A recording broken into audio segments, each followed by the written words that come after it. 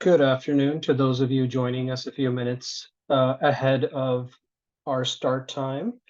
We're just getting things going. Please bear with us for the cross-border expat panel webinar for ATL Canadians, and thank you for joining us.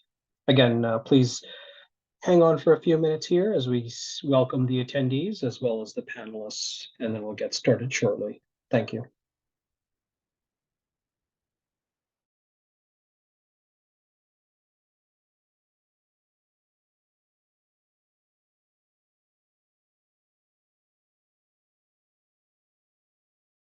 We'll get, and I'll mute myself. And Marty, if you could just mention regarding the chat, and people are welcome to ask their questions here. I can help manage the chat. Okay. And the Q&A sections, yeah. So the Q&A is probably best for the actual topical questions, yeah. So, do you want us on the video at the beginning or just like not there at all? No, you can come on once Anna's done. That's what I thought. Just making sure, so I don't just disappear on you. Okay. Yeah. Great. Okay. Yeah, it's a good thing I'm going to drop too because I'm having issues with video. All right, let's just open it up to everyone and welcome to our, I don't know, 48th. Let's go with 48th seminar that we've done with this. Seems like we've been doing it for quite a few years now, going on over 10 years at least. Don't know me, I'm Marty Seed. I'm the founder of ATL Canadians, founder and admin. And we've been doing this seminar, like I said, I want to 10 to 15 years. And it's a great wealth of information for everyone. Pretty much everybody on this panel here is a sponsor of ATL Canadians, and is also, I'm a client of theirs in some form or another. And Anna currently right now is helping me get my citizenship, and Kent has got me through my estate planning, and Mo, who's coming on later, has worked on my taxes for my Canadian taxes and for my brother's Canadian business up there. So it's a great wealth of information. Just a couple of housekeeping notes. We'd ask that everybody holds their questions, well, not holds their questions, but asks their questions in the chat. And you can see at the bottom of the screen, there's a chat button. So just ask your questions in there anytime. And at the end of the presentations for each person, you read out your questions so everybody else can hear them and answer your questions. Most of the, well, I think two of the presenters will have slides. Anna doesn't have slides, and she'll just go through her presentation first. First up, we'll have Anna with immigration, and then Kent Walker will be estate planning. Naveen Gopal with Pacifica Partners will be third, and he's cross-border investment specialist. And then later on, we have Mohammad logging in for cross-border tax implications. So lots of questions, lots of wealth of information for everyone. Anna. Hi, Marty. Thanks for having me here today. And hi, everyone. My name is Anna Sokol, and I am a partner at Rosen, Sokol and Clements Immigration Law Group. Our office is in Roswell, Georgia. Our firm handles a variety of immigration related cases, from family-based immigration, citizenship applications, waivers of inadmissibility, to business immigration cases, including all types of employment-based non-immigrant visas, but also permanent petitions filed by corporate clients on behalf of their employees, permanent labor certifications, petitions for aliens of extraordinary ability, and also entrepreneurs. What I usually try to do in those panels is just to kind of guide you through all the recent changes in immigration world. There's been actually a lot going on recently. I think that the biggest change that right now affects a lot of our clients is that as of April 1st, new USCIS filing fees became effective, and some of the filing fees increased significantly. Some cases, some applications went up almost 100%. So the biggest change really affects green card applications, all the adjustment of status applications that are being filed within the United States. So before April 1st, if you were filing I-130 immigrant petition for the relative, and then along with that petition, you were filing I-485 application for adjustment of status. That usually came with also group of other applications, application for employment authorization, travel document. The filing fee, total filing fee for that submission was $1,760. As of April 1st, if you want to file all those applications together, your filing fee is now $3,265. So, if you have a family applying with, spouse and 3 children, I mean, the filing fees are coming up to like close to $15,000. There are some discounts for children under 14, but if filing with parents, but there are a lot of changes with the filing fees. You do have option of not applying for certain applications if you don't need to travel, if you don't need employment authorization, but most of our clients do need those submissions as well. So now immigration really charges for every single application you are filing in that submission. Also, employment-based cases suffered a lot of changes when it comes to the increase in the filing fees. Right now, up to April 1st, if you are filing Form I-129 for H-1B or TN or O-1, LE, it was one form, one filing fee of $460. Right now, depending on what type of status you are applying for, there will be different filing fees for each of those different statuses. And in addition, immigration will also take into consideration whether employer is a nonprofit organization, whether it's a small business, or whether it's a big corporation. The way that they're right now basing the determination of how big the employer's size is, they are looking whether employer has 25 full-time employees or less. If it's less than 25 employees, the filing fee is lower. If it's more than 25 employees, the fee is higher. In addition, the government also introduced a completely new fee for all the business filings. It affects every single employment-based case, and it's a humanitarian fee. And if you are a big business, you're gonna pay $600 on top of all the filing fees.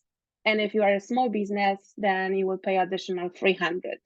So, there are a lot of changes in here, and with filing fees, the change is really significant. Fortunately, the applications for replacement of the green card, the so-called I-90, or applications for citizenship, they were affected, but not as significantly. The increase is just small, so doesn't affect those cases as much. But also before April 1st, already in the end of February, immigration also increased the filing fee for a premium processing service, which used to be $12.25, then it went to $14.40. Most recently, it was $2,500, and now immigration added the inflation fee, and right now it's $2,805, and that mostly affects really all the employment-based filings. And what they also changed, they raised the fee, but they also increased the period of time they have to adjudicate the petition under a premium processing service. So right now, instead of 15 calendar days, as it used to be, the premium processing adjudication will take 15 business days. So those are changes, regarding the filing fees. In addition, also immigration is trying to implement more of the e-file system through my USCIS account. They are trying to convince the applicants really to try to apply more through e-filing online rather than mailing the applications. So it also decreases the amount of the time they have to spend sorting all the mail and so on. And the filing fee sometimes will also be slightly lower if you decide to e-file rather than file by mail. But there's only certain type of applications right now that are available for e-file. So for example, you can file I-130 petition online, but you cannot file green card application online. So then you are ending up, it's not really ideal yet. I think that in the next year or so, they will try to maybe make it a little bit more available for more type of cases. So that is one change, filing fees. That's kind of the biggest. We've been really dealing with high volume of cases in March because all of a sudden everybody wanted to file before April 1st, so they could still take advantage of lower fees. We have also experienced long delays in some of the cases, especially employment-based immigrant petitions. So for those of you who are interested in being sponsored by the employer or sponsor your employees for the green card based on employment and the labor certification process, there are a lot of delays right there. Labor certifications right now, the whole process, you really have to factor in at least 1.5 years for that. You have a process of first filing the prevailing wage determination request with the Department of Labor. They are currently taking 6 to 8 months. Then once you have this document certified by the Department of Labor, then you can move to the recruitment, which adds another 60 days to the process before you can even file the labor certification application. And once you file the labor certification with the Department of Labor, right now they are taking at least 1 year to process. Last May, Department of Labor implemented a new filing portal. So the portal is the same portal that you file prevailing wage determination through, but now they implemented the filing of the labor certification through that portal as well. And I just recently was speaking with some colleagues that participated in the liaison meeting with Department of Labor, and apparently the employees of Department of Labor are not even yet trained on the new form because they haven't even got to review the forms from last year filing. They're still trying to adjudicate all the cases that were filed in the old system prior to May of 2023. So, that's also not very promising. On top of this also, you have to keep in mind that there are priority dates that you have to always remember about. Every month, the Department of State publishes a visa bulletin where they tell you what are the current priority dates for specific type of cases and when you can file your application for adjustment of status, if your priority date is current or not. One thing that you should be aware of is that, first of all, right now, a lot of employment-based cases are retrogressed, meaning that the priority dates are not current. Right now, there is like 2 to 3 year wait time to file your employment-based green card if you have a labor certification application filed. And that used to be current for most of the countries, including Canada. Right now, all the categories are pretty much retrogressed, except EB1 for multinational managers and extraordinary ability aliens, but those are not the most common cases. So most of the people that file under EB2 or EB3 preference, they are subject to this really long retrogression and long wait time. So you have to keep in mind that while you are going through this whole process and it's taking all those years, you do have to maintain a valid non-immigrant status. So whether you are in the US under TN, under H-1B, L or E, you have to make sure you keep extending that status until you can file the actual green card application. An important also thing to know about visa bulletins, which you can access on the Department of State's website. You can even subscribe to get those bulletins sent to you every month when they are issued. It's important to also follow USCIS instructions, because on the visa bulletin, if you look at the document, you will see that there are two different charts. One chart is called dates for filing, and the other chart is called final action dates. So every month, immigration gives you instructions on whether you should follow dates of filing or whether you should follow final action dates. Usually dates of filing are a little bit more advanced than the final action dates. And what it means is that if your priority date is current,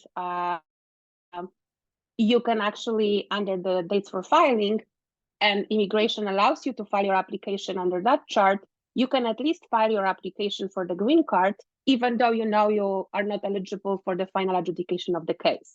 But the advantage of being able to file that application is that you don't have to keep extending your non-immigrant status. You can get your travel document, you can get your work permit. So that's important thing to remember. Keep in mind also that the retrogression in the priority dates right now does not only affect employment-based cases, also family-based cases that are being filed not for immediate family members of US citizens, such as spouses, children, minor children, or parents of US citizens. They are subject to the retrogression in priority dates as well. So if you are a green card holder and you would like to sponsor your spouse or your minor child, you cannot, while you can file a I-130 petition for them as your family member, they cannot file their adjustment of status application or file for immigrant visa immediately, because there's no visa numbers available right now. And right now, the wait time for spouses and children of green card holders is 3.5 years. So for the final action date, if your spouse or child is here in the US and you're a green card holder, they would have to, they only are able to file for adjustment if their priority date is September 2023 or earlier. So let's say if you filed a I-130 petition for your spouse or child, let's say in August last year, then now assuming that your spouse or child is in legal status right now in the US, then they could file for adjustment of status if immigration allows for filing under dates for filing. But they won't have the case adjudicated unless their final action date is current, which is right now 3.5 years. So there are a lot of delays, a lot of things to navigate when you are filing for immigrant-based petition, because you have to keep in mind that just because you filed something doesn't mean that you are allowed to stay in the US legally. So you may have to navigate non-immigrant statuses as well and keep that in mind. So that's something to, that you should be aware of. I wanted also to talk a little bit about, we represent a lot of Canadian clients, and a lot of them are here under TN status, and often they want to switch to H-1B because then they want to convert a little bit easier to the labor certification process. And really also that's what we are trying to tell clients. You don't have to have H-1B in order to apply for the labor certification. You can be under TN status. Where most issues occur though, and that's the reason why people try to switch from TN to H-1B when applying for the employment-based green card, is that H-1B does not have a dual intent issue, meaning that you can have an H-1B status and you also can have a pending labor certification, I-140 immigrant petition. You can be filing for your green card, and you don't have to prove at the border that your intent is to return back home to your home country, or that you're not going to stay here, not going to apply. It's fine. TN, on the other hand, does not have the same permissions as H-1B. So generally, whenever you travel and you enter as TN, you really should be able to prove that your intent is temporary and you are intending to return to your home country. So again, you don't need to have H-1B. You can be a TN when applying for the labor certification-based green card. It's just at some point in that process, usually what we tell clients is that don't travel, stay in the US until you can apply for the green card, or at least if you are filing immigrant petition, indicate that that you're gonna consular process that case and you're gonna return to Canada to process your immigrant petition from the consulate. And you can always change your mind later. You can always file for adjustment. At some point, circumstances can change, but that's usually what we advise clients. So I think that's an important piece of information. Also, you know, obviously for TN, it's a great advantage to have because not every nationality has additional type of visa available to them. So with the TN, you do have, you know, options beyond H-1B to apply for a status if you are being offered a professional position that is listed on the you know, former NAFTA agreement. Right now it's United States, Canada, Mexico agreement. There are certain professions though that are really very disliked, especially by the CBP. So if you are applying under computer systems analyst, economist, or the other one is management consultant, it's really sometimes difficult to you know, convince CBP officers that this is a professional position, and often because those type of jobs do give a little bit of flexibility of how, like, some people, like, if they don't necessarily fit strictly under a certain position, they try to make it work under one of those three categories, and really both immigration and CBP, but really more CBP, they really scrutinize those cases a lot. So we see a lot of issues with those type of filings. So often we suggest to clients, file your petition with USCIS, get the approval, and then go to the border with that approval. They are definitely more likely to approve you for entry for those categories that are a little bit problematic. For those of you who are interested in H-1B process, or if you have actually applied for this year's registration, the cap for this year has been already closed. Immigration received a sufficient number of registrations to do the lottery, and whoever was selected, you have time, or employer has time until June 30th to file the petition for the actual H-1B.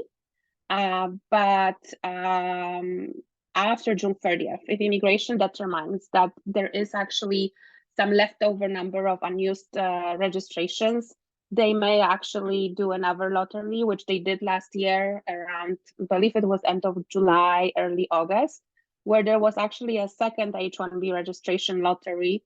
And if you got selected in that second batch lottery, the employer was able to file the petition before October 30th.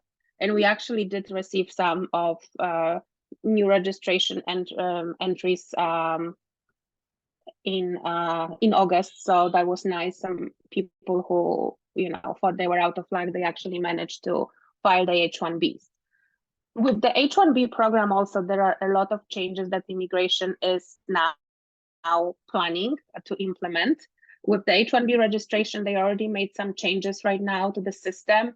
It used to be based on the registrations. Right now, it's the beneficiary-centric program for the registrations, where it doesn't matter how many registrations were filed for a specific person, that person was only entered once. And if selected, you know, all the petitioners who filed those registrations could file the petition for them. So it's a little bit more based on the beneficiary, their travel document, passport, than it is really on the employer. So that's something to keep in mind.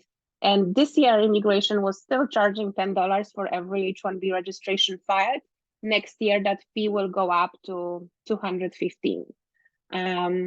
There are also there's this H-1B modernization rule that immigration announced, and they are trying to implement changes to H-1B program, especially they're proposing changes to the definition of H-1B specialty occupation.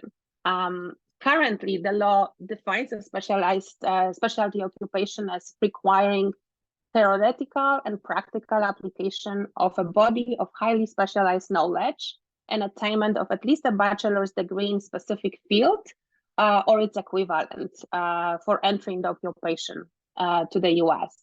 What now Department of State is proposing, they want to change the language to clarify that there must be actually a direct relationship between the required fields and the position duties. So while there may be more than one field that is acceptable for the position, the employer will have a burden to prove, to explain how different fields actually relate to the job duties. So that is a big change. And also what they are trying to implement is that general degree without specific specialization will be insufficient. So for example, to give you probably best example under the new guidance, if the employer is requiring any engineering degree in any field of engineering for a position of a software developer, that would generally not suffice to satisfy the statutory requirement of specialty occupation, because it doesn't require a specific degree. And if you just simply say any engineering degree, it's not going to be specific enough to immigration. You know, another changes also is that USCIS is now implementing a little bit more of audits and site visits for the employers, not only for H-1B, also for Ls and Es, but really mostly for H-1Bs. Those site visits have always been really common, but not so often. And these days, we really see significant increase in site visit and audits, just random ones. We actually just had recently a client who, like, it's a big firm, and the one of the employees who was on H-1B was working on multiple locations, because that involved also him going to third client sites. And they were investigated by Homeland Security to make sure that the employer and employee comply with everything that was set on the petition, to make sure that he's working at the locations that were listed on the labor condition application. But also, I was able to be present in both of the interviews of the employer and employee by the investigator. And the questions that were asked were mainly also, did the employer make an employee pay any portion of the fees, especially in its filing fees? So those are things, because often what you know, we find is that the clients they have a sponsor who wants to sponsor them for the H-1B, but employer is not willing to pay any fees. So the employee says, like, well, I'm fine, I'm gonna cover all the fees, I'm okay with that. And then that arrangement really is not allowed under regulations. At least employer is obligated to pay all the filing fees for the H-1B. There's no really exemption from that. With the other fees, like such as legal fees, there is some flexibility depending on what is the offered wage. If the offered wage to the employee is higher than the prevailing wage, that gives some wiggle room for employee to pay some of the portion of the legal fees, but not filing fees. So that's something important also to you know, to remember, because often people will ask us, like, how would they know, like, who paid? Well, you know, during those audits, we now see that they do ask those questions, and you have to sign a sworn statement that you are telling the truth. So if they want to, you know, track the payments and something is off, then that's gonna really, you know, significantly affect both employee and employer. So that's something to keep in mind. Let me see what else. I wanted also to speak about potential changes to immigration, depending on the results of the new election. It is an election year, so right now it's really unclear who's going to be the next president. If it happens that we go back to the Trump administration, be prepared that the immigration law will really be much more strict, and they're gonna probably try to take a lot of current benefits. One of the things that the former president was vocal about is that his goal was, and probably still is, to take away ability by US citizens to apply for their parents. So if it's something that you are considering, I would really strongly suggest that you petition for your parent or parents. You file a 130 petition. They are not quickly adjudicated, but at least by filing it, you likely will be grandfathered in if there are any changes. And even if the I-130 is approved, and let's say your parent is not ready to make that commitment and permanently move to the US, there are really a lot of options to delay that process at the National Visa Center stage. So I really suggest that you then consider filing that petition. Because another thing to consider also, it may be harder under the new administration, if that happens, obviously, to get also approved for immigrant visa because of the new public charge rule that has been in effect since December 2022. That actually gives immigration a big discretion to decide whether an applicant for the green card may become a public charge, meaning that in the future, it's likely that that person will rely on public benefits. And what they really now ask you to provide when you are filing the green card application, you will notice that they will be asking you for your income, for your assets, for your debts. They need they need to report mortgages, car loans, business loans, student loans, credit card debt, personal debt. And also you have to provide information about the highest level of education that you have, your skills, your professional experience. And, if they determine that there is potential risk that you can become a public charge in the future, that can negatively affect the green card application. So with older people, often what immigration takes into consideration, if they don't work, if they are in poor health, they have debts, then that may affect, also how their case will be adjudicated, and they could be simply denied based on that public charge rule. So if you are also considering filing your naturalization application and you want to become a US citizen, now is really the best time to file as well. It's the election year. Those cases tend to be really adjudicated faster. Government knows that before filing, they want to make it before the election, they want to vote. So really, historically, those cases are being adjudicated much faster. We are seeing right now 2 to 4 month processing time. It may get delayed a little bit right now because a lot of people wanted to file before April 1st because they were changing the application form a little bit and changing the fees. So we had a lot of submissions in March, so maybe there will be like a little bit longer wait time. But that being said, it still should be the case, still should be adjudicated before the election. So so I would strongly advise for those who are interested in filing to do it soon and not wait. Also, if you have any issues in terms of any prior tax obligations that maybe are not fully resolved, if you had some criminal record that still makes you admissible for citizenship, now is probably better time than waiting. If in case there is a new administration, they're gonna be surely more stringent on some of those adjudications. So so we are here, we handle a lot of cases for Canadians, so we will be happy to help.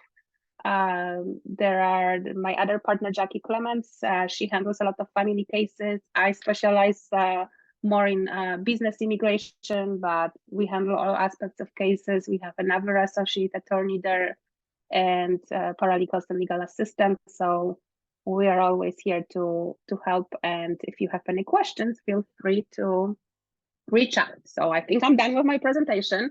That was a lot of information. I'm sorry if I was speaking too fast, but I'm trying to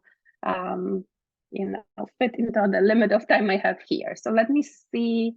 I see that there's a question. How long after having your employment-based green card are you able to file for US citizenship? Okay, so if you had your green card based on employment, you have to wait 5 years to apply for citizenship. And you can file your application as early as 90 days before that 5th anniversary of having the green card. And of course, what you always factor in, it's very important to keep track of all your travels. If you travel internationally extensively, or if you have spent a significant amount of time, we always have to look at the dates and make sure that you meet the requirement of continuous physical presence. Okay, and another question. Would there be any impact on US estate taxes or Canadian estate taxes on dual citizens if we have set up a family? This is not really a question for me. I believe this is gonna be a question for one of my colleagues later on. We don't handle any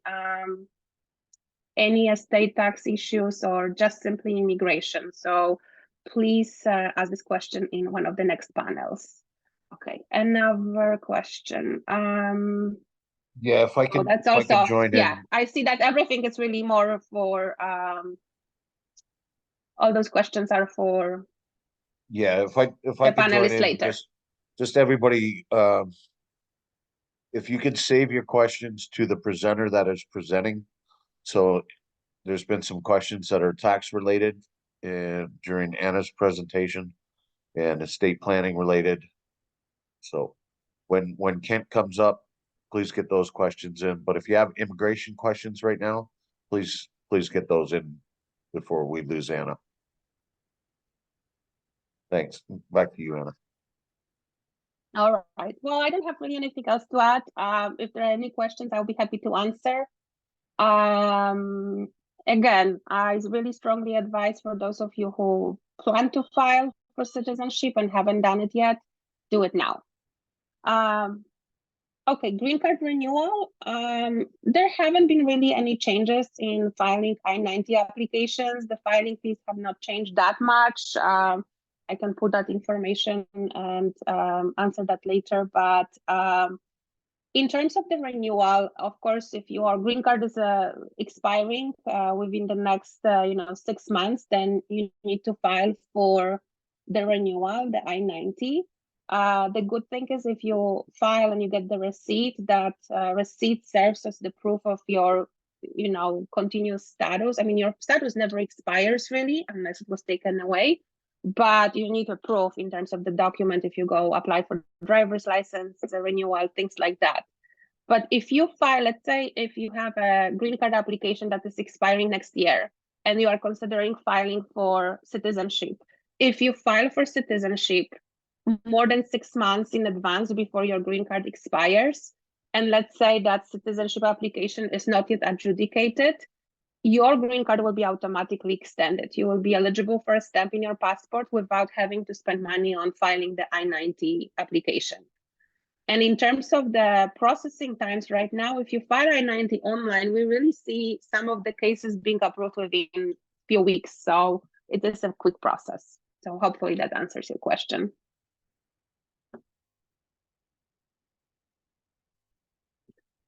I don't see any more questions, so I guess, Kent, the floor is all yours.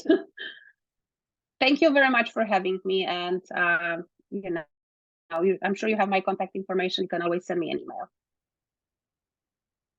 All right.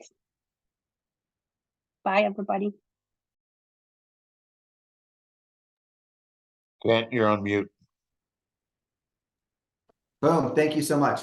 Yes, I was saying thank you, Anna, for that wonderful presentation. And also thank you to our MC, Marty Seed, who's always great about putting this together each year. So very pleased and happy to be a part of this community. I'm a Canadian living here in Atlanta and became a US citizen in 2001. So probably like many of us here on the call sort of have one foot on each side of the border in the sense of, making our homes here, but also having the Canadian heritage. My focus in my practice and my focus on tonight's talk will be, of course, estate planning. I've been doing this for 17 years now, which makes me feel pretty old. But also hopefully I can provide some of my experiences and share some of my knowledge on the topic of estate planning. It's something that really affects all of us in the sense that we all have a mortality. So of course, naturally, we want to be prepared for that. Ideally, it's far away. I'm 46, and hopefully I've got a long road ahead of me. But it's important to also know that these documents that estate planning lawyers can put in place for us are enforced so that we can have what I would call peace of mind and peace of mind planning. So what I'll talk about a little bit is the core documents that make sense if we make our home here in Georgia. And I think that Marty said that we've got some folks in North Carolina as well. This will be just as applicable. The core documents in an estate plan in North Carolina, which is a contiguous state, and Atlanta and here in Georgia are going to be very, very similar. So these points will be relevant to everybody on the call. So what are the core documents of an estate plan? Well, they are simple and straightforward in the sense that you probably have heard of them. They're a will, a trust, a financial power of attorney, and a medical power of attorney, or I like to call it the medical directive. On that topic, there used to be two documents, a living will, which many of us have heard of, and a medical power of attorney, two documents that were combined in 2007 here in Georgia into one document called an Advance Directive for Healthcare. Some of us might have experience with that, not because we've had to use it, but we might have gone to a doctor's visit or to a hospital and they've asked us if we have that Advance Directive for Healthcare on file, or if we've ever filled one out. Hopefully none of us ever have to use it, period. And if we ever do, hopefully it's far away. But essentially what it does is it names somebody, medical power of attorney, names somebody to be in charge of our medical decisions. And the living will, it outlines what our wishes are. God forbid we cannot speak ourselves. But I'll come back to that one. But I just wanted to kind of outline, because we have North Carolina people, the verbiage around there, because it can shift from state to state. Now, going back to the top, the four core documents: a will, trust, power of attorney, and medical directive.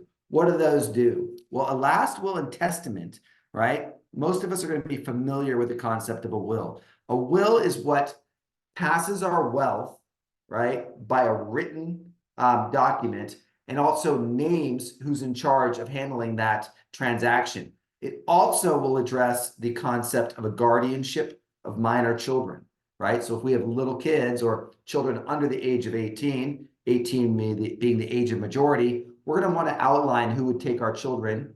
God forbid something happens to us. If we're a single parent, we'll probably be naming somebody that's going to take over. If we're a married couple, well, we're going to name somebody who's our spouse first, very likely. And then our children would go to somebody else, God forbid, in the common event disaster situation where we lose two people at once. We'll want to outline who would be in charge there. So the guardianship of minor children is usually a pretty big reason why we're going to put in place a last will and testament. Now, in Georgia, you have to actually write down. It has to be holographic. It has to be witnessed by two people. It has to be notarized in order for it to be legally binding. I usually use the last will and testament primarily for the guardianship of minor children, and I'm actually going to use a trust for the movement of the money, as in, when you think of the will, hey, who gets what, and who's in charge. I'm usually going to use a revocable living trust for that format. So to be clear, we would have a will if we have minor children. We would have a trust if we have minor children, because we want to move the money outside the court system. The guardianship is separate. But the beauty of using the trust is we avoid the court system entirely when it comes to the movement of assets. So does a last will and testament work to move assets? Sure. But it goes through something called probate, which is a lengthy legal procedure where a last will and testament, the will, has to be proven. So it has to go through the court system where it's reviewed by a clerk and then a judge, and the executor, that's the person who's named to be in charge of the estate and do the duties and make sure that the formalities of the legal procedure are followed and the wishes outlined in the will are followed. That can all be skipped if you just simply put in place a trust. Trusts are private. They're documents that pass wealth outside the court system, and they typically last longer than we do. In Georgia, the rule is it can last 360 years, so about 4 generations.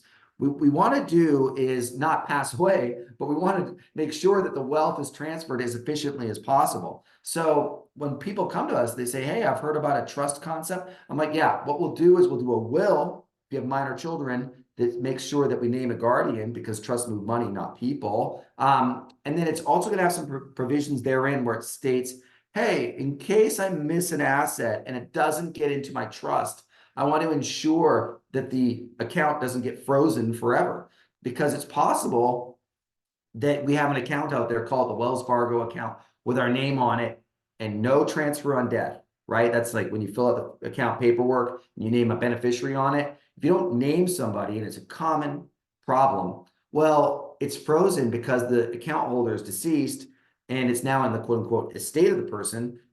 The financial institution just freezes it. So the will should have some provisions around, hey, what happens in that scenario? It's called a pour over will that we use. So it names the guardians for the minors, and it names an executor, and it names where the assets goes. Says, hey, put it in the trust thereafter, hence the word pour over, and then the trust provisions shall apply. So in order to avoid probate, and to be clear, probate at a minimum, if you did everything exactly on the due date, would be 9 months in Georgia, tends to be between 1 year and 2 years. Is it terribly expensive?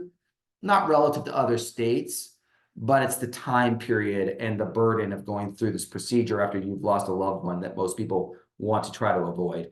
It's kind of like when you think of going through the airport and you've got sort of that TSA pre-check, or in many of our cases, the global entry, which is amazing. You can go through that line with the trust, or you can go through the regular line with the will. If you have the option of, setting up one up over the other, I recommend going with the shorter line. So the trust is going to be a great conduit for the movement of wealth. Now, how does it work? Well, we set up, and I like a 3-dimensional example. We set up the trust now. We put our assets in now. So we assign our personal belongings. We assign our, well, I should say we shouldn't assign. We assign our LLCs or business interests. We deed our residence or any other real estate in other states, which frankly would get probated in other places as well, which would be even that much more of a burden. And we're going to put our financial accounts in, or line up our life insurance, or perhaps our retirement asset, depending on the age of our children, into the trust, so that this cup can hold coffee like a trust can hold assets. We want to ensure that the assets are in trust so that the trust lasts longer than we do, right? The assets therein go to the next person in line by way of the trust. So if the trust says it's mine for my life, the coffee is mine, I get to drink the coffee for my life. At my passing, my personal trust would then say my wife gets it. And then at her passing, it goes to our children in equal shares. If the children are under a certain age, say like 35, then there'll be a supervisor in place, and that's called a trustee. So I could name my sister or brother or mom, dad, or dear friend. And Georgia does not have a domicile requirement around guardianship. That's for the minor children who's raising them. And it does not have a domicile requirement based around who would be in charge of the money either. So we can name people from other states, other countries to be responsible. Where I'm going with that is it's essential we have good people to raise our children, but back in this context of the cup, making sure in this analogy, the children only get so much of the coffee at a time, because young people, well, by law under age 21, they're not even allowed to govern themselves. It's called UTMA, Uniform Transfer to Minors Act. But 21 and up, they can. And frankly, they tend to drink the coffee a little fast. So we want to make sure that the money in the assets, in the cup, or in the trust can be used slowly and efficiently for their best interests. What would that be? Education would be one, say summer camps. Summer camps would it also be like travel, for instance, if you wanted your kids to go back and forth to see grandparents or something like that, it could be used for that. The other examples as they go into their 20s would be, graduate school, weddings, down payment on a home, starting a business, day-to-day usage. They live in an expensive city and their salary doesn't quite meet their needs, then perhaps they could have some kind of stipend. But at some point, we're going to have the rules of the trust sunset out and the grown-up child can just inherit the money. So I usually recommend a pattern of, say, half of the funds can come out at age 30, remainder at age 35. Why do I break it into two? Well, if a child spends the money very quickly, the buyer's remorse around what they've gone through would be horrible. If they spent, say, an entire $1 million in a couple of years, well, maybe they only spend $500,000 and the remaining portion in this example of $500,000 would be available at age 35. Rule of 7, that's in financial advisory. You can kind of make your money back in 7 years. Maybe at age 42, they have their money back. Anyways, the point is we want to give them a second opportunity to learn from the mistake. So doing a quick recap, we've talked about 2 documents, a last will and testament, right? We want to name guardianship for minor children should we have them. We want to be intentional with that. Who's going to be the first choice? Who's going to be the second choice? Why do we have 2 choices? Well, you name one person, and let's say they get divorced and now they're single and on Tinder, don't want to raise kids. That might not be the household you thought it was going to be. And so it's good to have a sensible second option. You note that I didn't just say the people died or something like that. It could be as simple as they got divorced, and percentage-wise, it could be high.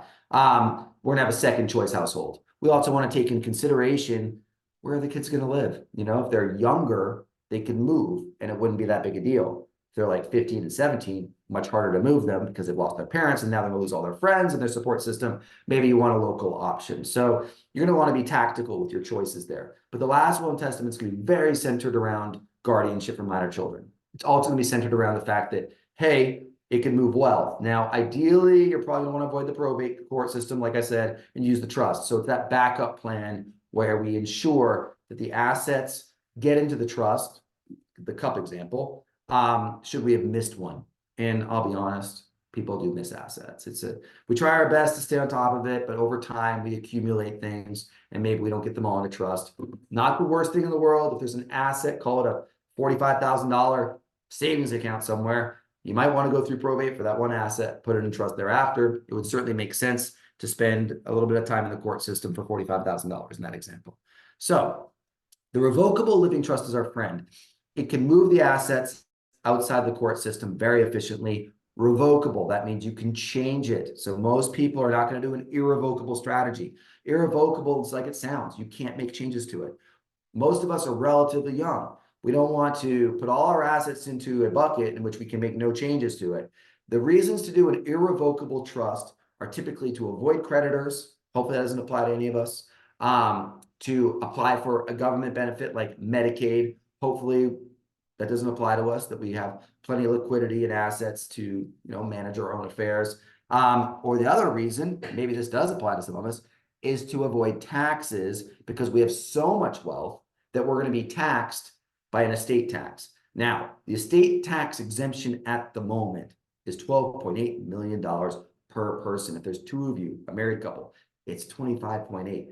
Very high. So putting your assets into an irrevocable trust that you can't change is probably not the best move if you're under that. Now, keep in mind, in 2 years, going from 25 to 26, so 2025, the year into 2026, it will cut to half, $6 million, right?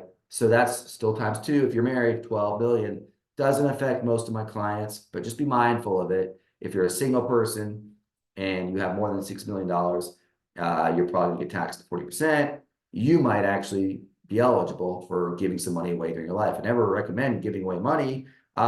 We need it for ourselves to live. Once we retire, hard to produce income, might need the money. However, if you think that you're going to be so wealthy and the money will continue to grow, getting it into trusts outside your name is a strategy to avoid tax. But most of us are just going to set up a revocable living trust. For a single person, we're going to say, hey, I have a singular revocable living trust and I can make changes to it. It's kind of a will proxy, just avoids the court system. And we want to make sure that we name who's in charge of the money. God forbid something happens to us. If it's going to children, what's the ages of distribution, etc. We can name charities. We can name individuals.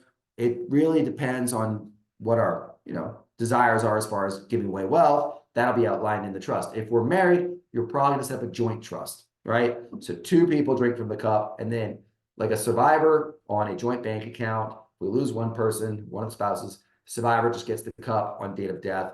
Really nothing to be done. Very, very efficient model for estate planning. And if we lose both parents, it goes equally to the kids if they're kids. If there are no children, then it's probably going to go to brothers and sisters, nieces and nephews, something like that. All the rule book will be outlined in the agreement of trust. So the will and the trust, we've gone over those two documents. Those deal with the core of estate planning. Estate meaning the things you own if you pass away. So your estate, where does it go? Well, the trust says it goes here, there, etc. We've talked about the will, naming, who would be in charge of the kids, who would be in charge of the estate, should it not be going by way of trust. That leaves two documents that are the risk management documents during life. And that's the financial power of attorney and the medical directive or advanced directive for healthcare, as I pointed out earlier. It's kind of a wordy title. So the financial power of attorney is absolutely essential. If any of us have adult children who haven't found their feet yet in terms of like building wealth, I really recommend that you still have a financial power of attorney for these kids. And the medical directive, same deal, because we don't really have any rights over them as parents anymore, over our children after they turn 18, and they could be in college in other states or other countries, et cetera. And so we're going to want to make sure that we have these core documents. We'll call the situs of their estate plan. That's the home base here in Atlanta, if we're based here in Atlanta. And you'll have these documents in force. Where I'm going with that is everybody needs these docs, right? These documents are so important because if we get hurt, we need somebody to manage our affairs. I call it keeping the lights on at home, right? We actually need somebody to, I know everything's a lot on auto pay these days, but trust me, calling up the insurance company, making sure that you're getting the best possible care in the hospital because you can't do that yourself due to an injury, or naming somebody who could pay the mortgage. In my case, my mortgage, they require me to write a check. I don't know why I can't do it online, but I can't. So I would actually need for somebody to do that for me, especially if my wife and I both got in a common car wreck, so that the lights stay on at home. But in this case, the mortgage, so that we don't come home to a foreclosure notice. My gosh, what could be worse? Went through a 10-week occupational therapy, the whole caboodle at the hospital, only to come home and like everything's falling apart. It could be as simple as paying the yard crew that you have help with keeping up, maintaining the house. So there's many, many reasons why a financial power of attorney and naming somebody to be your proxy on the finances would be a really good move. In this case, you're probably going to want to identify somebody who might be local or available. Why do I say available? Well, they could live far away, but be available, like their job, because or their kids or whatever it might be, isn't keeping them tied up where they can't travel. So for instance, my father, who lives in British Columbia, but is retired, would be a good solution, even though he lives far away. He could come down. He can make sure that the household is maintained. He's fully empowered to handle our finances. He has financial power of attorney. So he's a good solution. Now, if it wasn't him that I chose as my first choice, maybe I go with a dear friend here in town, because even though they've got kids and a job, they're local. So that way they can sort of still be pretty engaged. They don't have to like leave their kids and their job behind to come do this role. They can still manage their own life and handle the financial power of attorney role that I've given them because they're local. So local or available, those are two characteristics you're going to look for. And of course, integrity. You want to make sure that the person that you name isn't going to basically take all your funds and go to Costa Rica or something like that. Somewhere where you can't get them back. Now, I've actually seen that happen. But where I'm going with that is you want to make sure when you give somebody the keys to all your financial affairs and your accounts, that they have the integrity to actually do as you've asked, which is to pay your bills. So you want to make sure that they're a good person when it comes to finances with integrity, and of course the skill set. We want to make sure that we choose somebody who's going to be excellent at meeting deadlines, making sure bills are paid, super organized. Whenever I hear that there's a family member who's a CPA or something like that, I'm like, well, they've got this kind of covered. That's the skill set and the personality type that you're looking for. So financial power of attorney is the third document, right? Fourth document, the medical directive. And I talked about this at the beginning. What does it do? It names somebody who can talk to doctors on your behalf. Now, to be clear, if you're injured, but you're able to converse, with the doctors. You don't need this document. I mean, it's helpful to have it there, but you don't need to use it because you're speaking. However, if you're in a scenario where you cannot speak, well, then yeah, you're going to want to name a proxy, somebody who could speak for you. And moreover, that's a pretty big burden. You want to ensure that that burden you put on this person, you give them some direction with it. So you want to ensure that you say, okay, you're in charge, and here are my wishes, because it can get pretty heavy pretty quick. So the medical directive is like you see in the movies. It does have those questions around end of life. Do you stay on life support? Do you come off life support? Given some pretty undesirable scenarios, you're going to outline what you want. The most common verbiage I hear and I'm not talking about the document, but around this particular situation is pull the plug, right? Everybody seems to use that term. Well, yes, this is the document that outlines who would be in charge of that and whether you want that or not, depending on the scenarios outlined in the document. When we do these estate plans, every one of our plans has this document. We spend about 10 minutes guiding the client through it because it is the toughest one to make your decisions. It can be hard to choose your guardian for your minor child. It can be hard to choose who's going to be the executor of your estate and who's, in charge of the money and all that. But that end of life stuff really hits home for a lot of folks and makes it real as opposed to conceptual. And so I find that that's usually a very challenging one. But we guide people through it every day, and it's essential. Once you have it done, it's essential to have it in place. Once you have it done, it's like tremendous peace of mind because you're like on the other side of it. You have it like behind you, and that goes back to my whole concept of peace of mind planning. Most of our clients, when I'm working with people, they're not elderly. I'm not dealing with a lot of 95-year-olds. They already have their estate plan done. It's usually young professionals. It's people who are building families. So that speaks to the triggering events. Why do we need an estate plan? Well, if we have a child, we need a guardian in case we can't be the guardian ourselves. We pass away. Who's going to raise them? That's a big reason to do an estate plan. Also, this is the one most people don't know. You have an heir at law. Just like in the old ancient times with the king and the queen and the prince and the princess and the heirs at law of the kingdom, the heir to the kingdom. Well, when you have a child, your spouse was your heir when you were married, or you still are married, I suppose. But when you're married, your heir is your spouse and they get everything. When you have a child, they take a half share of your estate. That can be problematic. What if the house is in my name alone? I die. My wife owns half. My 2-year-old owns half. Ooh, that's problematic because my 2-year-old can't sign at closing. A guardian ad litem, that's a lawyer that is named by a judge for a minor, would be the one who would be sitting down at closing in that scenario. And maybe they don't agree on the sales price. Maybe they don't agree that the child should be moving at all. So that's just one illustration of problems that can arise if you don't have your estate plan in place. Is you have an heir at law and they're young and they cannot speak for themselves. So all of a sudden this third party stranger is in your life and in your business and affecting everything you do. So the big one is not just naming a guardian for to raise the child. It's also addressing the fact that you have an heir at law that has equal rights to your spouse. If you have a second child, there's a 2/3 share and a 1/3 share. So now your heirs are 1, 2, 3. 2 of them are minors. Your spouse is now outnumbered. It gets problematic even more and more as we go.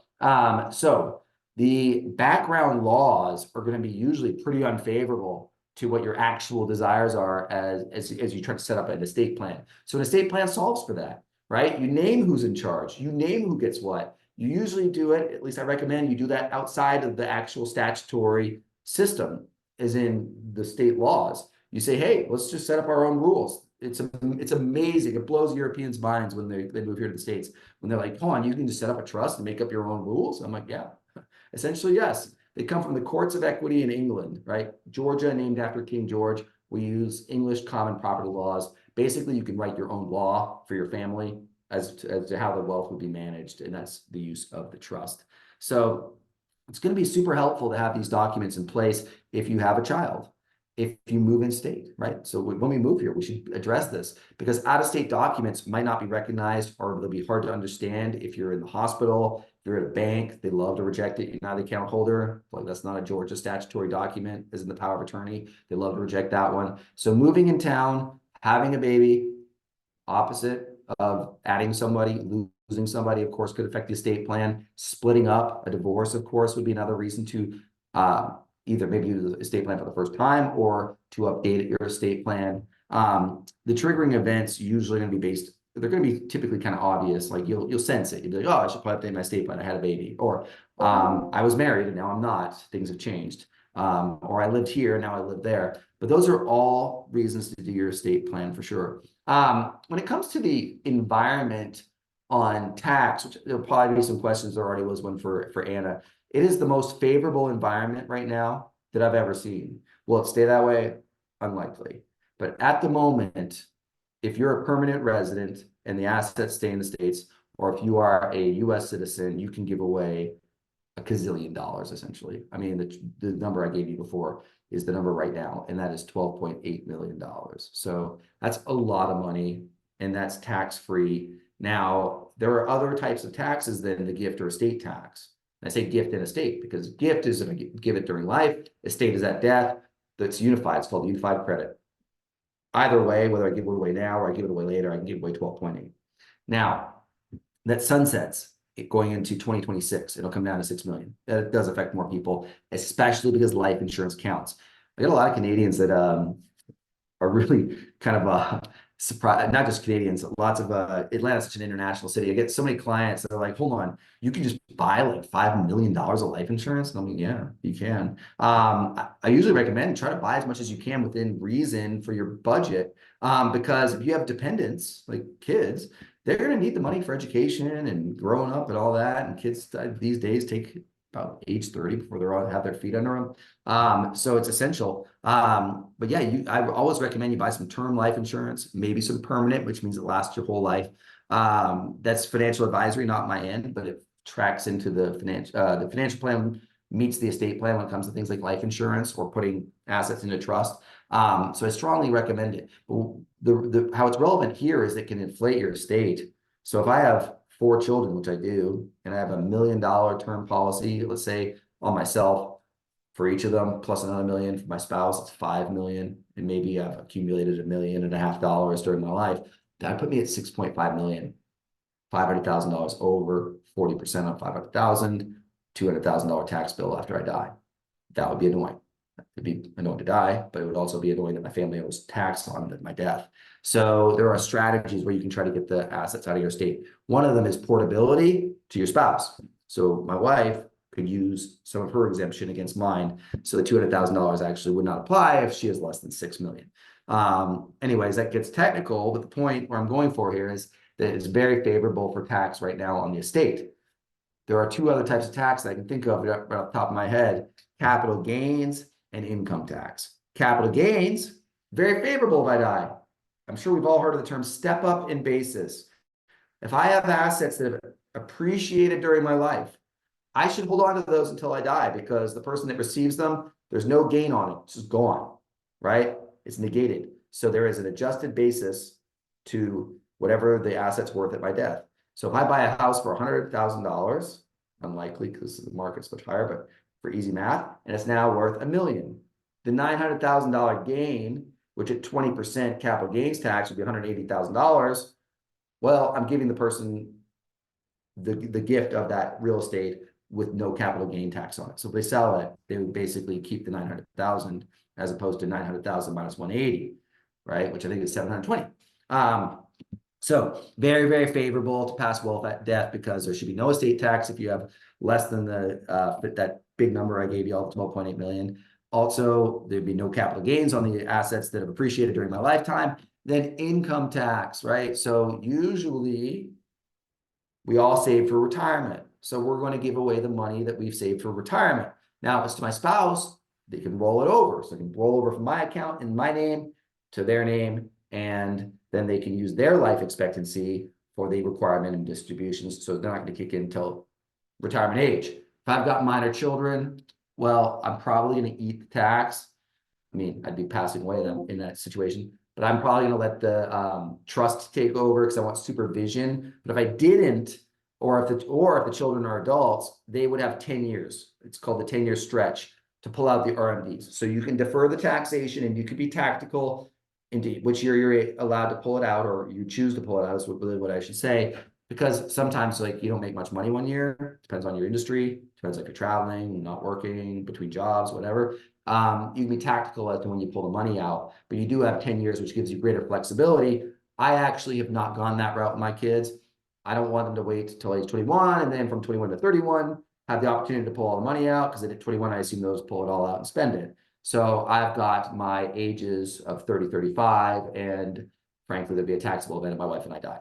But at least the money wouldn't go to zero right away on silly spending, and it could be spread out over time. It's just the tax would be hit immediately. But income tax, still favorable. You can give it to your spouse. The deferred retirement planning assets.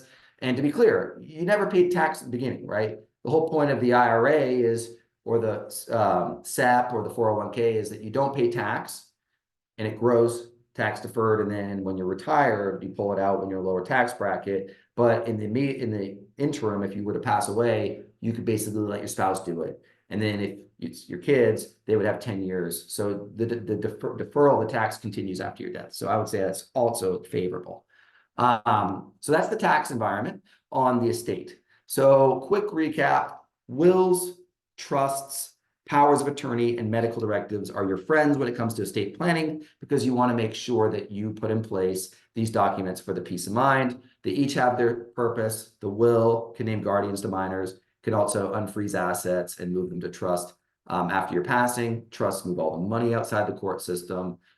Typically, you're going to do that with a living trust or revocable living trust. Same thing, so that you can have flexibility and make changes to it. And then, of course, the power of attorney, the medical directive. In case you ever get hurt, you want to ensure that you have somebody who can pay your bills and somebody who can talk to doctors. And that's what I would call the estate planning environment here in Georgia at the moment. And everything I just said likely will apply to North Carolina. Let's look at the questions.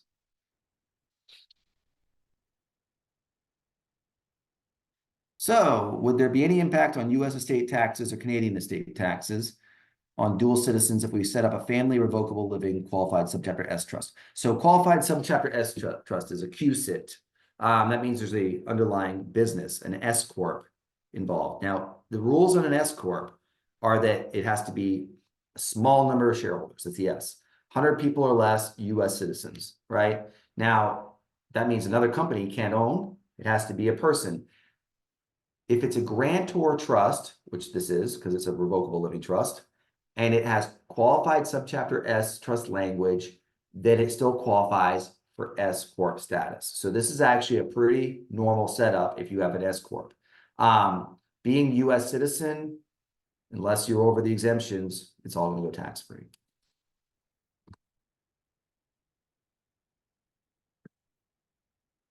Let's see, this is a question about Social Security and pensions. That's likely going to be for the CPA.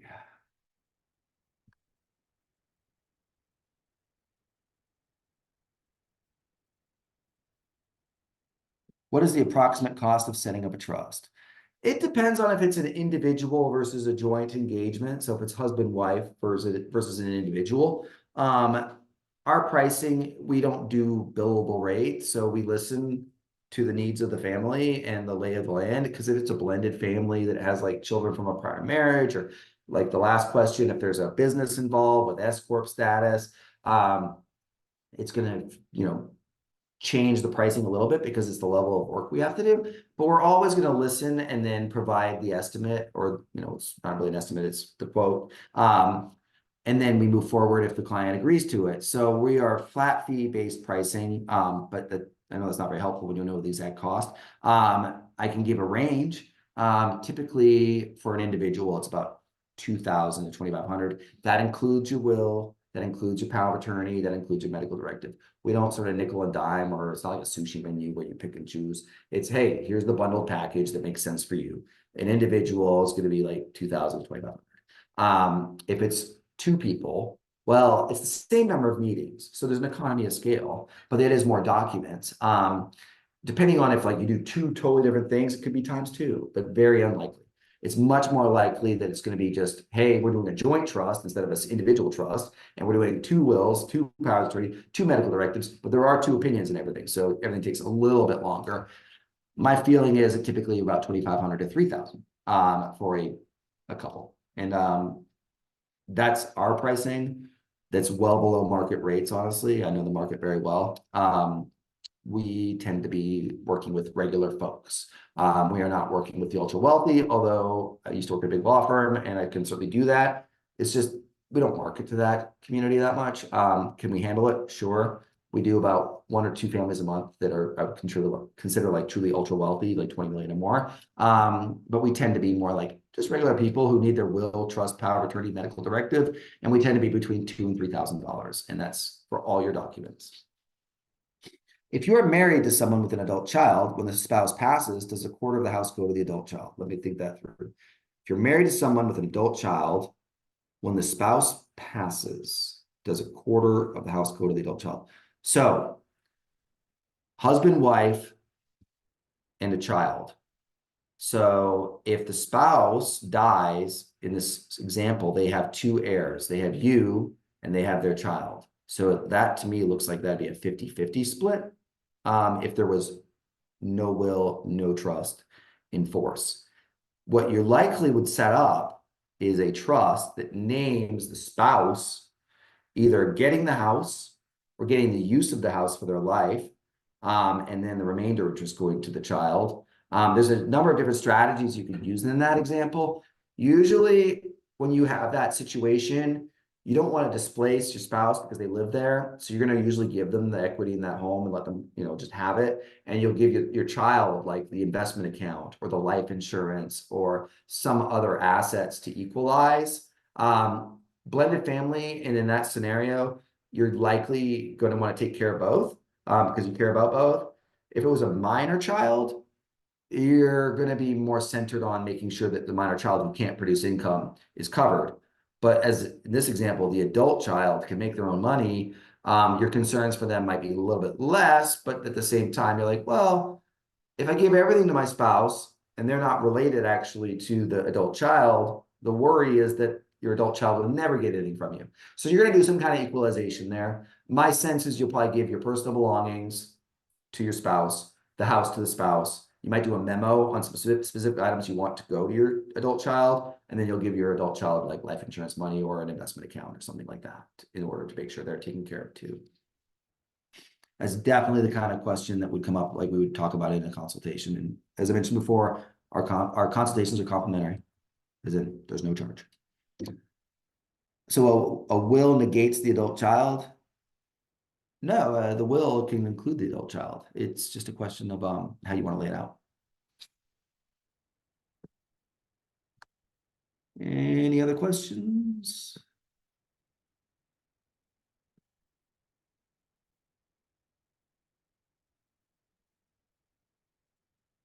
Does the adult child have to get something? No, you can. It's not required. Let me come back to you all. You can exclude or include people in your last will and testament. If you use a living trust, and it's like you can give everything to anybody you want.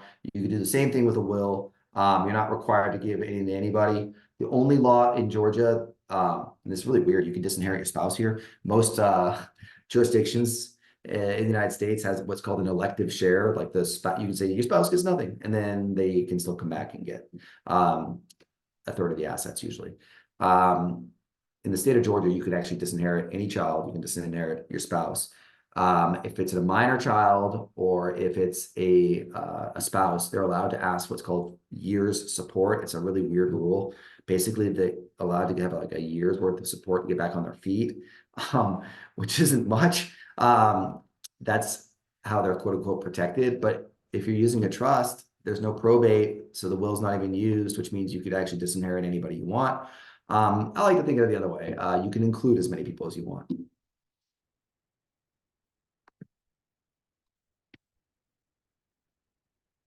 And if there's no other further questions, that's all I got for today. I think Naveen would be next.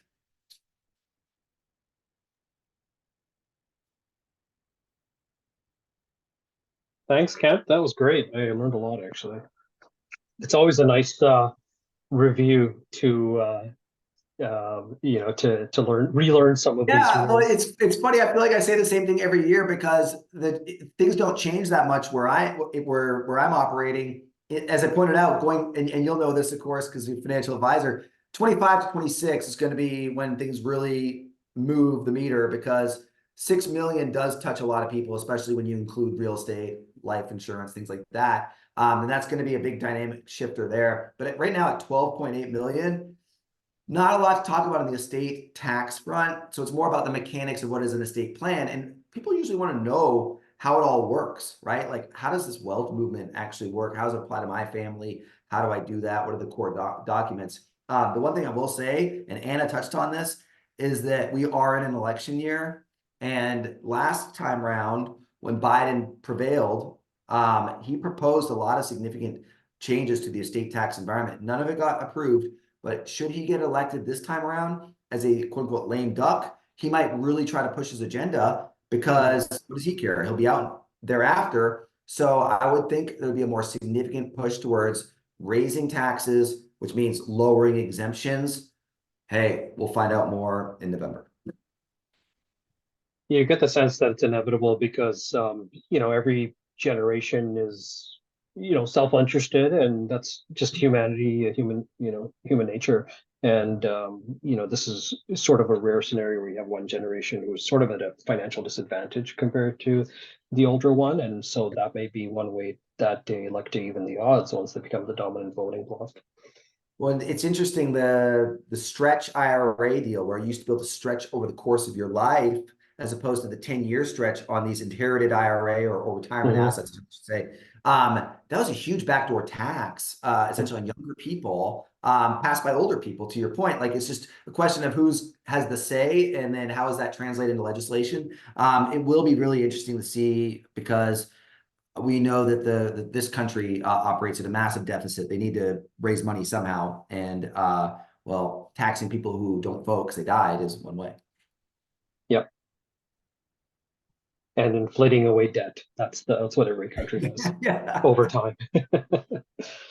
All right, great. Well, thanks so much, guys. Thanks for having me.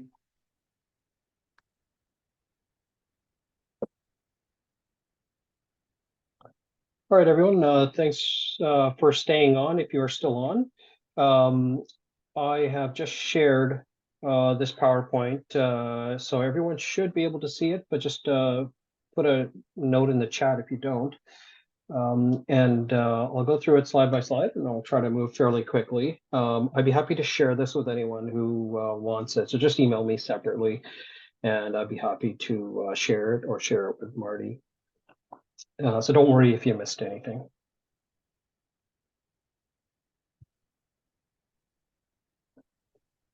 All right, so firstly, just some disclosures here. This information is to the best of our knowledge, but obviously we could be wrong. Please seek the advice of a professional. There's advice given without your personal context in mind might not be the right advice for you. So please, again, seek a qualified opinion before taking any significant actions. So, I've been doing cross-border investing for going on 16 or 17 years now, and the challenges remain fairly constant. There are regulatory and licensing requirements that often prevent advisors from working with clients when they leave a jurisdiction, whether clients leave from Canada to the US or the US from the US to Canada. Often, and this is almost a weekly occurrence, somebody will call into us and say, hey, Merrill Lynch is kicking me out, Pershing is kicking me out because I've left the country, or I can't trade, I can't do this, I can't do that. And that's very common. And so a duly licensed manager such as Pacifica can certainly help in that regard. We're not the only advisor, North America who is duly licensed. There are different options. And often, there's a lack of qualified advice there. So Pacifica is licensed as a registered investment advisor with the Securities and Exchange Commission and as a portfolio manager with the BC Securities Commission and the Ontario Securities Commission as primary regulators. And both of those titles are largely the same in terms of practical application to clients. It's a fiduciary standard. It's a sort of a higher level than typical registration. And a fiduciary basically means that we're required to do what's in your best interests, even if you don't know what that is, or if even you're potentially acting against your best interests, financially or investment-wise speaking. So the common problems we encounter is fragmentation. Somebody leaves Canada, goes to the US. Often you have a bunch of different accounts with different companies. And so that results in fragmentation where they're either managed to different mandates, they're not working together or collaboratively. There's a lack of attention given to smaller accounts left behind sort of thing. And, that can add up over time. And it's essentially money that should be working harder than it is, or it isn't working as hard as it could be working, excuse me. And then, of course, there's often tax inefficiencies we'll come across. So, many people, many Canadians who leave Canada for the US will keep Canadian mutual funds in taxable accounts. You'll retain TFSAs or RESPs without proper planning. And then, of course, those accounts are not tax sheltered for IRS purposes. And then, of course, there's no collaboration with your US investment plan. How do you structure your Canadian investments to intelligently buy US dollars if you're going to plan to remain in the US over time to reduce the effect of the currency risk? How does your Canadian investments, do you have a plan to accumulate funds and, let's say invest in Roth accounts, your 401k, et cetera, on the US side with keeping on the Canadian side in mind? So those are some of the things that we look at. And of course, I'm sure everyone here has already, done their move and everything like that. But if you know somebody who's still on the way, or if you've recently arrived and this is still the year that you've arrived, you certainly need to ensure that you've taken a snapshot of all your assets for the date of your move or the month end, if that's what you choose. You might want to consider a step up of your RSP, which is sort of like you sell everything and then you repurchase it so that you've got a new cost basis in the plan. Certainly, it does make sense. It likely makes sense to liquidate your TFSA because it is taxable from an IRS perspective. And there are additional filing requirements because it may get treated as a grant or trust, which means that not only is it not tax-free, but it's also going to cost you more to file on it. And so you're better off just having it out of the account. And of course, it's probably better just moving it to the US in an intelligent way, such that you're not dealing with Canadian tax restrictions or issues. And with RESPs, we'll get into it, but RESPs become severely diminished for US when the subscriber, so like the person who donates or contributes to the plan, the parent typically, or and of course to the beneficiary as well. They're both living in the US.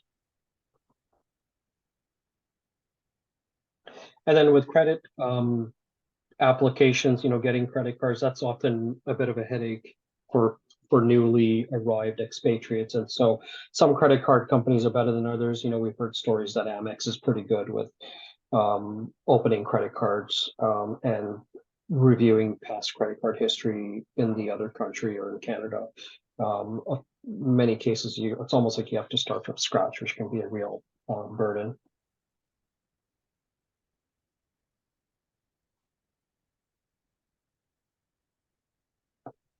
Now, of course, if you're thinking of moving back to Canada, which is really common, I find many US residents who are Canadian expats choose to retire back home. Sometimes it's certainty around medical issues, although finding a doctor can be a problem depending on where you go. But whereas when you move to the US, there's a deemed disposition on all your taxable positions. So for example, if you held shares of TD Bank in a taxable account, you bought it at $80. When you move to Canada, it's at $100. You have to pay taxes on that, whether you decide to sell it or not. But if you move back, there's no deemed disposition. There's no automatic deemed disposition on your holdings. But that said, you still have to take a snapshot because let's say if you held shares of Microsoft, you bought it at 200, it's at 400 today, and then you move to Canada. You do have to take a snapshot of the price on the day that you moved or on the day that you declare your change in tax residency. And that'll become your new basis for Canadian purposes. So if you bought it at 200, it's at $400 when you move to Canada. That's you want a cross-border accountant who understands how to apply gains between the two jurisdictions, but also when you do sell the position, but there's no automatic tax owing, and you do have to declare that or record that it was at this price when you did move, because let's say you sell it down the road at $500. Well, the difference between the 500 sale price and the 400 value when you moved, that's what you owe to Canada. And then the remainder is what you owe to the US. But that said, the US will tax you on the full gain between the 500 and the 200, and it's up to your accountant to make sure they're recorded it correctly so that you're not double taxed on the extra 100. Because IRS doesn't really care what the basis is for Canadian purposes. We'll get into this as we dive a little deeper. So comparing US and Canadian accounts, I'm sure you sort of learn this as you go along, but 401k is a lot like a group RSP. You contribute to it, the employer contributes to it. 403b is a very similar type of plan, but more often for government employees. An IRA is like a self-directed RRSP, like a traditional IRA. A Roth IRA is like a tax-free savings account where after-tax dollars go in and the withdrawals are tax-free. One of the differences with the IRA is the 5-year rule, where you have to have the funds in the account for 5 years, whereas with the TFSA, you can just take it out next year if you wanted to. There's no tax on earnings if you take it out sooner than 5 years. Educational plans like an RESP, registered education savings plan, similar to a 529 plan in the US, although there are certainly a lot of differences as well. So, but just generally speaking, those are sort of the types of accounts. And UTMAs, UGMAs, they're similar to in trust for accounts, where they're essentially set up for minors. And then, of course, once the minor reaches the age was UTMA is 21, ITF is 19, they would become the owners of those assets.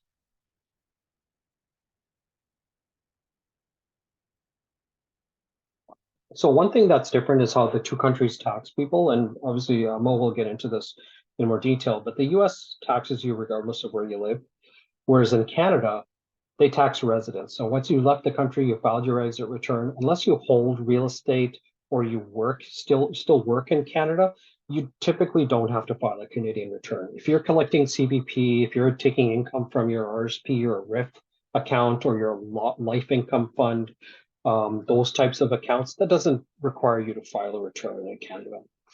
Canada will charge withholding tax, and that'll be the extent of it.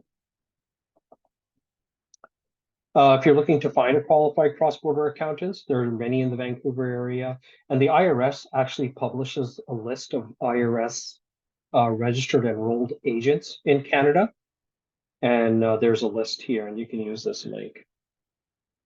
And an enrolled agent is like a cross-border, is like an accountant with a special sort of a standing to represent clients in front of the IRS, and there are several. Not just in the US, but in Canada. So getting through to retirement issues for Canadian expats, this is where everyone is likely, most people are concerned.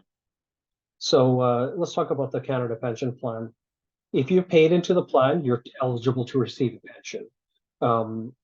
You only need to have one valid contribution and be over the age of 60. And to look at the eligibility information, I put a link here. And the age impacts your pension amount. So 65 is like the magic age when you can start to receive CPP, but you can take it as early as 60 or as late as 70. If you take it early, your payments will decrease by 0.6% each month to a maximum reduction of 36% if you started all the way right at age 60. If you start after age 65, your payments actually increase if you defer it to a later age, past 65, at about 0.7% per month, or 8.4% per year, up to a maximum increase of 42% if you start at age 70. I strongly recommend everyone set up an account with Service Canada. It's sort of like setting up an account with My Social Security. There are some steps involved, verification and whatnot. It does take a bit of time to set it up, but once it's set up, you have this online portal where you can apply for these things, you can review things, you can, once you make an application, you can check your status, you can, resolve issues much easier. It's just a nice way to avoid dealing with all of the delays with paperwork and snail mail. For U.S. residents who are receiving CPP OAS, this is treated the same as Social Security. So if you're living in a state that doesn't tax Social Security, CPP OAS isn't likely to be taxed either. And also there's an 85% inclusion rate for the income, pension income on your IRS return. So essentially the first 15% you get is tax-free. Oops. Sorry. Just go back and then the maximum CPP that you can get is 1364.60, and that's as of 2024. But it's based on maximize your yearly maximum pension earnings for age 18 to 65, and you can actually exclude your lowest 8 years of earnings. And that'll basically qualify. And it's a similar sort of calculation for Social Security. They take your maximum years of eligibility, but you can exclude certain years for CPP to ensure that you get closer to the maximum. And then here's the link below for contacting Service Canada and setting up an account.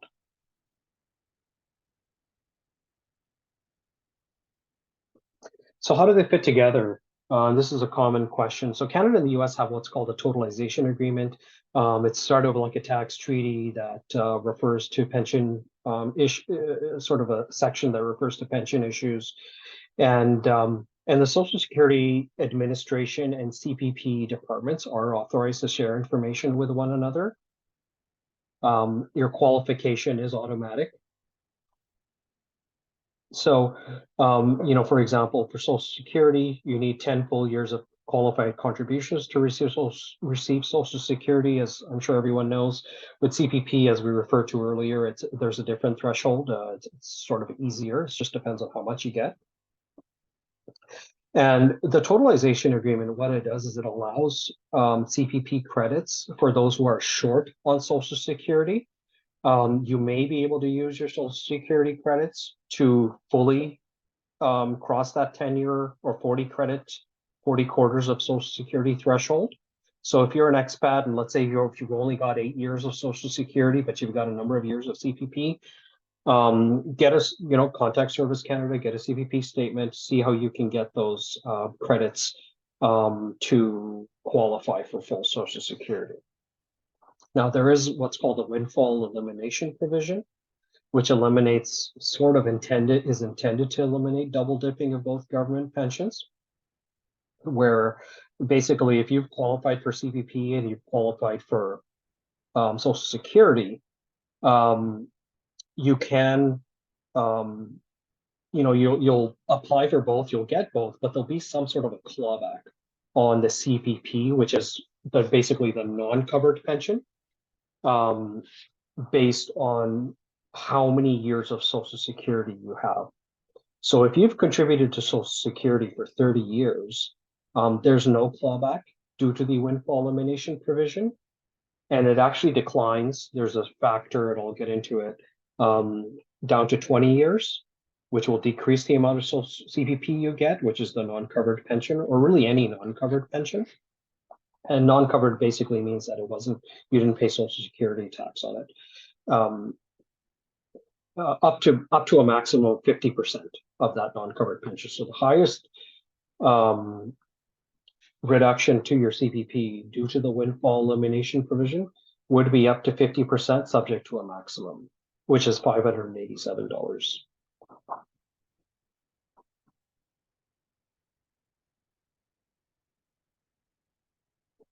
And the windfall elimination provision takes effect once you're receiving both CPP and Social Security.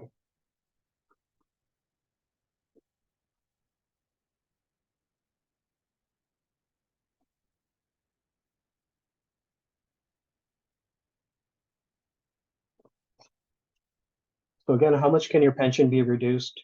So again, up to 50% of your non-covered pension, up to a maximum of $587. So let's say if you're getting $1,000 of CVP, 2,000 of Social Security, and you based on the number of years you've contributed to Social Security, you get the maximum clawback. You would only get $500 of the CPP at that point. You still get your full Social Security, but your CPP gets cut. So you still get more at the end of the day by collecting both pensions, but there's a clawback. Let's say it was 1,200 of CPP and you have to face the maximum clawback, which is pretty rare from what I've seen, but it does depend on how many years of Social Security contributions you made. Then, you wouldn't get 600, in the case where you're getting 1,200 of CPP, so you wouldn't get a clawback of 600, it would be 587, a clawback, which is, not great, but still, that's what it is.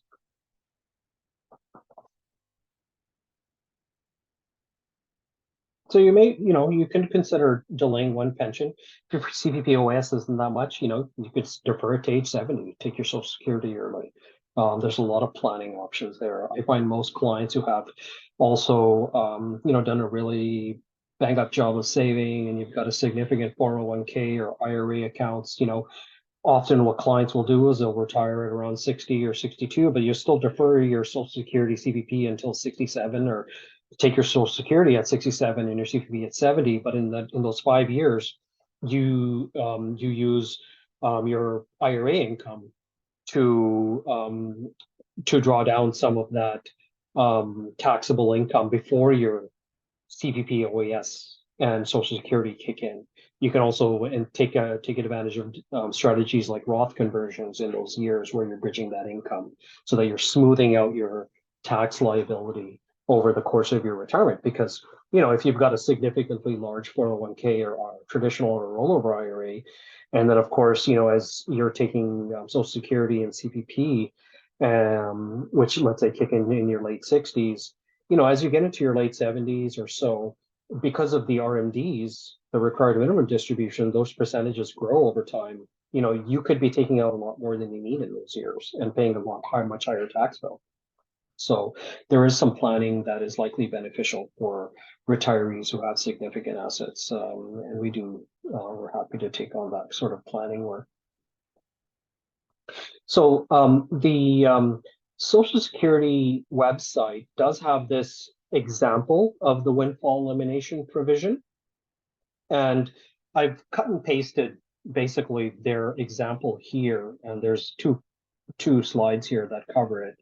And there's a link, if you actually click on this, you can just click, it'll take you right to the link, the table. And so basically, I don't want to dive too deep into it, but when your Social Security is calculated, there's a 3-part calculation that takes into account your average index monthly earnings. And there's a 3-part calculation here. And so this first part here is where the windfall elimination provision is applied. So instead of your first $1,024 of your AIME is affected because when you have the windfall elimination provision applied, if you have 30 years, then you keep that 90% of that first portion. But if you have 29 years, then it's 85%. If you have 28 years of Social Security contributions, then it's 80, and that ticks down all the way down to 20. At which point you only get 40% of this first amount. These two are unaffected, but that is how your clawback is calculated. Up to a maximum of 50%, right? So there is a guide here that helps people calculate that. And then here's a link to a planner. So so the socialsecurity.gov website does provide a pretty handy, detailed online calculator. The link is here, and you can either put in your actual earnings amounts, sorry, your actual expected benefit, or you can enter in your Social Security earnings history, and then you put in your CPP amounts, and then it'll put out a what's likely to be a fairly reasonable estimate of what your clawback will look like.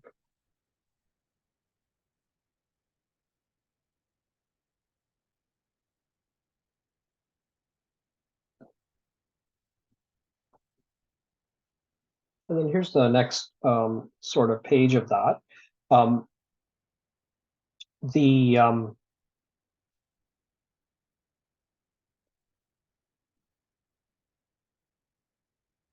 this example here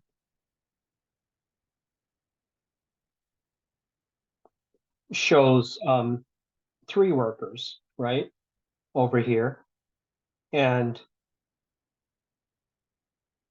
the third worker, worker C, is unaffected. So their pension income amount is unaffected because they've got 30 years of contributions. This worker has 25 years of contributions. This worker has 20 years. So that first factor is reduced by the following, right? By 5% increments. And then you can see how that reduces the non-covered pension, or sorry, reduces the PIA amount. And then, so this person will have a $256 reduction. This person's reduction is in excess of the maximum. So the maximum kicks in there, the 50%. So it can be a pretty significant reduction based on how your calculations work out.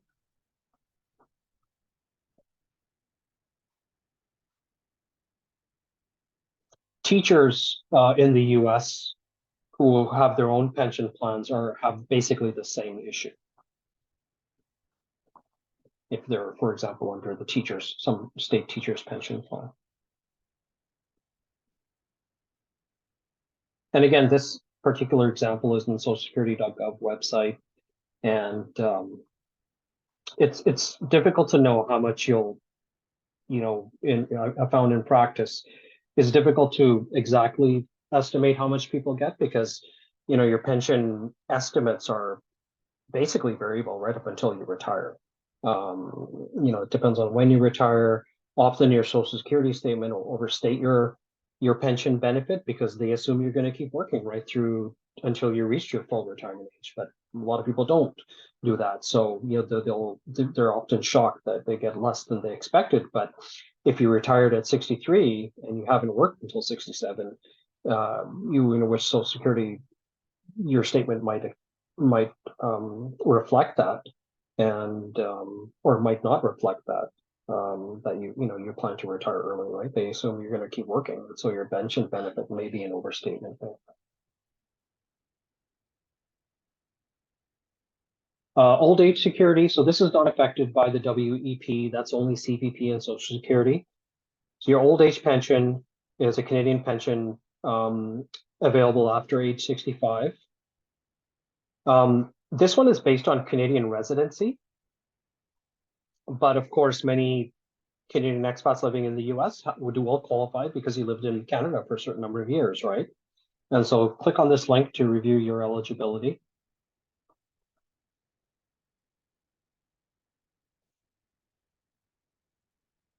And there's also you can use years of non-residency to qualify for years where you paid for into Social Security.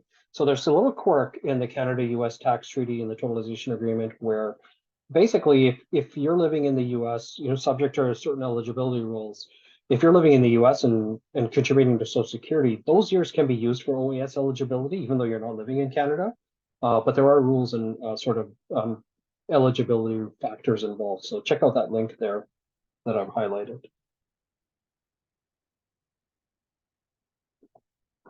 Moving on to retirement accounts. So many Canadians who have expatriated have RSPs, registered retirement savings plans, or registered retirement income funds, or locked-in retirement accounts, or life income funds.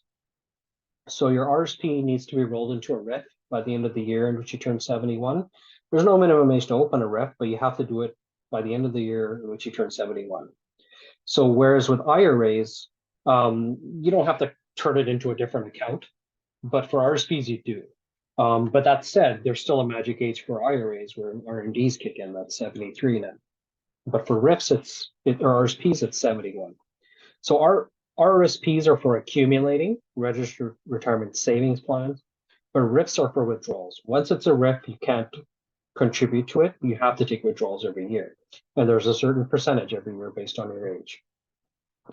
I recommend, and it makes sense generally, to roll over your RSP to a RIF before you start taking income. And the reason is that RIFs have a lower withholding tax. If you withdraw money out of your RSP living in the US, the non-resident withholding tax rate for CRA purposes is 25%. For a RIF, that is only 15%. Now it is subject to certain maximums. So let's say based on your age, if you're age 71, the RMD percentage is 5.28%. So you can take out twice that and pay only 15%. In excess of that, you're still getting 25% for CRA withholding, or up to 10% of the fair market value of your RIF at the end of the last year. You can take that out at 15%. So if you've got $1 million in your RSP, once it's a RIF, you can take 100,000 of that and pay 15%. That's 10% of the fair market value, if that was the value at the end of last year. And for a life income fund, the withdrawal rates are the same basically, but with a life income fund, there's a maximum as well. All of these accounts are reportable on your FBAR, but they are tax sheltered for federal purposes. States may vary. There are certain states like California which do tax these accounts, and that requires some planning, obviously. And then there's a number here you can call the CRA. I believe this is the non-resident line. So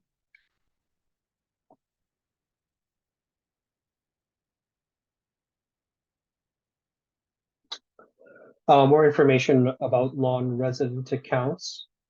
So defined benefit pension plans, let's say if you work for the government or university, those aren't reportable on your FBAR, but defined contribution plans like your group RSP that might have left behind at your old employer, that is reportable.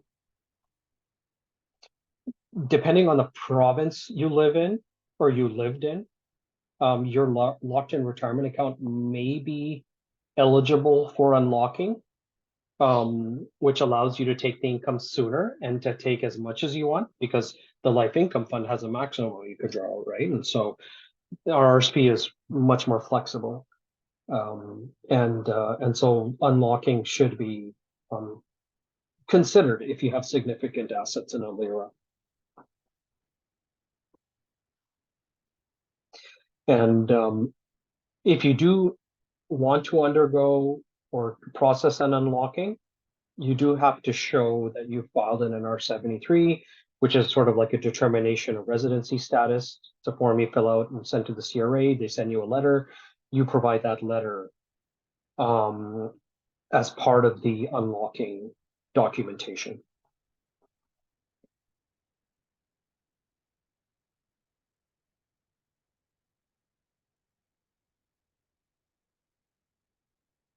And of course, generally speaking, it does make sense to consolidate your Canadian accounts where possible. And, not just for economies of scale, but there's less reporting on your FBAR, less fragmentation. There's a lot of reasons to, to simplify your finances, as you get closer to retirement or in retirement.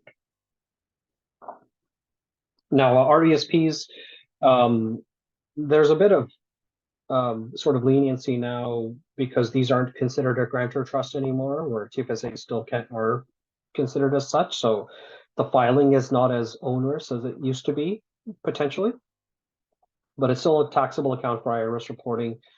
PFIC issues remain. You don't want to, put mutual funds in these accounts. For clients who have elected to keep RESPs, we make sure they're invested in individual stocks and bonds. The tax reporting is much simpler. Now, the RESP has some significant clawbacks if the beneficiary is a US person.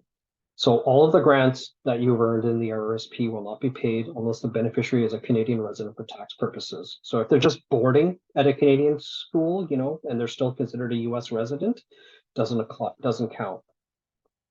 They still have to have the grants paid back. Principal can be withdrawn tax-free. The accumulated income portion can be withdrawn less 25% withholding tax. This is effectively the earnings, right? RESP has three components: the contributions, the earnings, and the grants. And so the earnings can be withdrawn,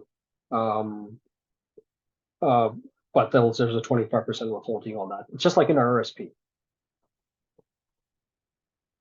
Also, there are some complex rules regarding winding down of the plan, where residual gains may have to be donated. And that's sort of earnings portion. So basically, if you want to wind down the plan, you can withdraw your contributions. The grants get paid back to the government, but the earnings portions, there are some specific rules that govern how that can be paid out. And so you can be paid out, but it may not be able to be paid out. A 529 plan is typically a lot more advantageous if you're a US resident than an RESP, excuse me.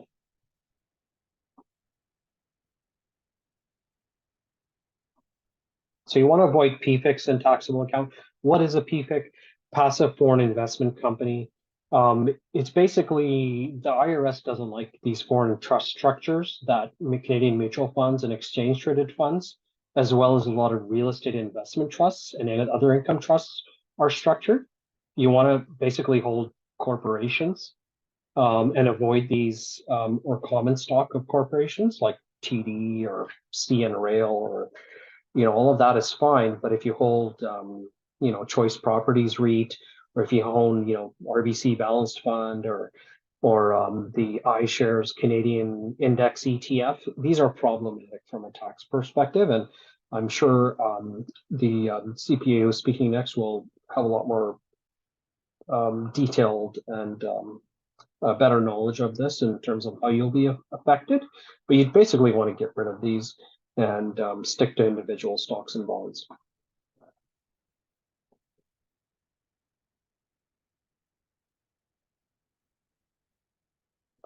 Of course, the US mutual funds don't qualify for PFIC reporting. These are US funds, right? It's just the Canadian funds. Typically, US mutual funds are half the cost of their Canadian counterpart or less. There's a lot more choice there, but these are transferable to, if you're planning on going back to Canada, these are transferable up north. We do have solutions for our clients who have significant holdings in US mutual funds and taxable accounts, but they're not transferable. ETFs and stocks are transferable, so that's why they typically are recommended to be, better investment vehicles because of their portability, basically. You can transfer them without selling them and incurring a capital gain. And that's commonly done. So one of the things we do is if Canadian clients move to the US, we'll transfer their Canadian accounts to the US, including their Canadian holdings. And it's pretty easy to do because Canadian stocks, like most Canadian companies, not most, but a lot of TSX listed Canadian companies like TD, CN Rail, a lot of these companies do trade on the New York Stock Exchange, and so it's pretty easy to transfer them to the US. They just become the US counterpart companies or the shares. Typically, though, once let's say you leave the US and you've got these US mutual funds, you can't buy new mutual fund units because you're out of the US jurisdiction. You can continue with DRIPs. But with ETFs, of course, you can continue to buy exchange traded funds.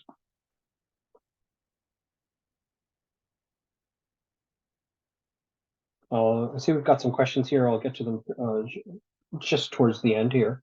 So bear with me. We're almost done. So if you're moving back to Canada, which is not totally uncommon, like I had mentioned previously, there's a new cost basis for Canadian tax purposes on taxable holdings, account holdings. US stocks in a US brokerage account can transfer in kind to a Canadian brokerage account in US dollars. So most Canadian banks and brokerages offer US dollar brokerage accounts. So it's pretty easy to transfer those holdings. So again, these are stocks and ETFs. Mutual funds cannot be transferred. 401k can be rolled over to an IRA even after expatriation. There's no taxes involved, just, so long as you stay within the 60 days. But there are limitations that can apply, and it is important to take some tax to consult with a tax planner or tax accountant or somebody like ourselves, a qualified portfolio manager. Now, whether you can roll it over to an RSP, I'll get into that a little bit later. One thing you want to make certain is that if you move to Canada and you have a Roth IRA, don't contribute to the Roth IRA. If you contribute to the Roth IRA while you're a Canadian tax resident, the Roth loses its tax sheltered status.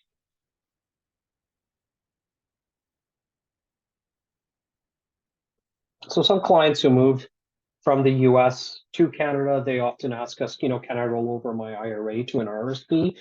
The answer is sort of yes, but you have to take a full withdrawal first. And so because of that, it can be very onerous, and there's only, I find, in a minority of cases that it's actually worthwhile. If you're close to retirement and you've got a significant balance in your IRA, probably not worth it because you have to tax the full amount, not only in the US, but in Canada to make the RSP contribution. You have to be in Canada to enact this rollover. And then, of course, within a few years you retire, and then, you take withdrawals from the RSP and then you start paying taxes again. So there's a small percentage of situations where it makes sense. And then, of course, it really does require tax advice. So, and that's, again, if you're moving from the US back to Canada and you're thinking about rolling your IRA into an RSP. You can't roll over an RSP to an IRA, though. It's simply not possible. A Secure Act 2.0. This is, just a US tax thing. This was changed shortly after the pandemic when this act came out. The RMD age goes up to age 73 and up to 75, age 75 by 2033.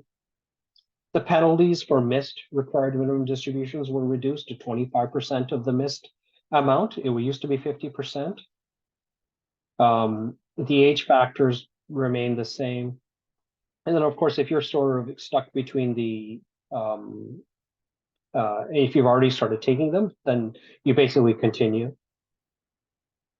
As Kent had mentioned, beneficiary IRAs now, you die, you pass on your RSP or your IRA to a non-spouse beneficiary. That's a 10-year rule now. The entirety of the account must be distributed by the end of the 10 years from the date of the decedent passing. So if you pass away in 2024, your child inherits your IRA. They have to pay it out by the end of 2034. If it's a spouse, then typically it would roll over to the spouse. So that's not an issue. You can read other facets of the Secure Act 2.0 here using Schwab. We use Charles Schwab as our primary custodian, so all of our US account holders are with Schwab. And then I'll briefly touch on, that's the end of the cross-border planning aspect. I can touch base on some market observations, just very briefly where it really pertains to cross-border. And basically doesn't look like interest rates are going down anytime soon, or the federal interest rate, the Fed funds rate. The economy continues to be performing very well in aggregate. Manufacturing, industrial data even actually seems to be improving here despite high rates. So, as with any economic environment, there are sort of winners and losers, pockets of weakness, but overall, things look pretty good, at least for now. So it doesn't look like interest rates are going to drop. However, if interest rates do drop, but inflation continues to run somewhat hot, that's typically the recipe for an environment where the US dollar could weaken relative to commodities. And of course, inflation, the very definition of an inflation is basically the US dollar dropping relative to commodity prices. So, the Canadian dollar, with Canada being a significant commodity exporter, it tends to be more aligned with commodity prices. So historically, periods where commodities have risen, commodity prices relative to the US dollar has typically aligned with periods where the Canadian dollar has been stronger. So if you think of the time between 2002 to 2008, that was a period where the Canadian dollar rose dramatically from 63 cents to about $1, almost $1.10 US within a short period of time. And that was a period when, oil prices went from $20 a barrel to $140 a barrel.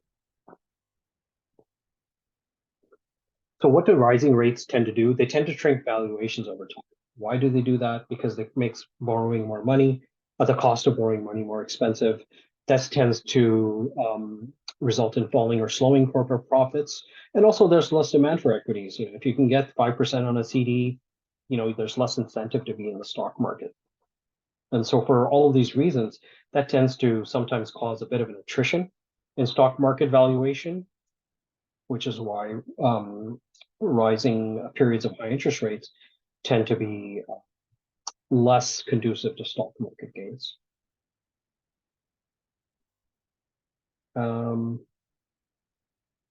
Canadian versus US stock market. The Canadian, and this is why fragmentation can be a problem.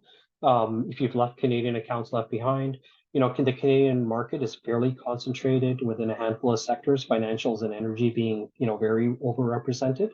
Whereas the US market, with Infotech being a strong outperformer and leader, that's now grown to be a significant percentage of the market. But outside of that, there's a lot more diversification. Canada doesn't really have a healthcare industry.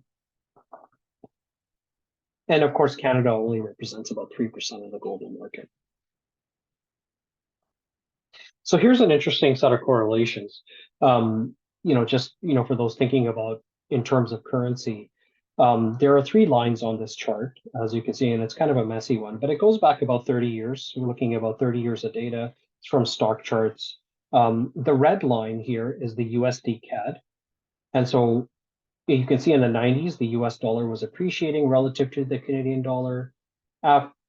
Starting in 2002 all the way through to 2008, the US dollar fell relative to the Canadian dollar.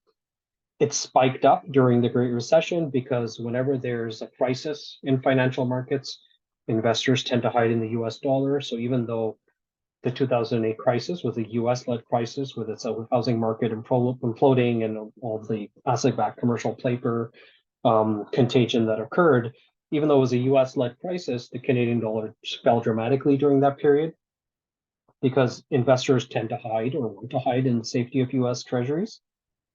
And then, of course, after the TARP and everything, the Canadian dollar came roaring back, but then we started a long period where the US dollar began a bull market again. And so what we're sort of seeing here with correlations is that the blue line here is the S&P relative to the TSX. So you've got the S&P 500 index, stock market index in the numerator, Toronto Stock Market Index in the denominator. And then the green line, you've got the S&P in the numerator and the emerging markets index in the denominator. So when this line is going up, the S&P is doing better than the Toronto index or the emerging markets index. When the line is going down, the S&P is doing less, is underperforming. the Toronto index or the emerging markets index. And we can see that when the currency went down, S&P started to underperform these indices. And then since the currency's been strong, the S&P has been a leader on a relative basis. Why would you want to own emerging markets? There's been no incentive to do that for the last 13 plus years. Now, whether these correlations will hold true, there's no trend in place for the USD Canadian dollar relationship right now, although it's threatening, where it breaks is interesting, where it goes. Inflationary periods have been correlated with periods of US dollar strength as well. It's not like all inflationary periods are bearish for the US dollar. They can be periods of strength that can continue for long periods of time if rates are expected to continue to go up. It's when rates get cut and inflation is persisting, that's when the currencies suffer.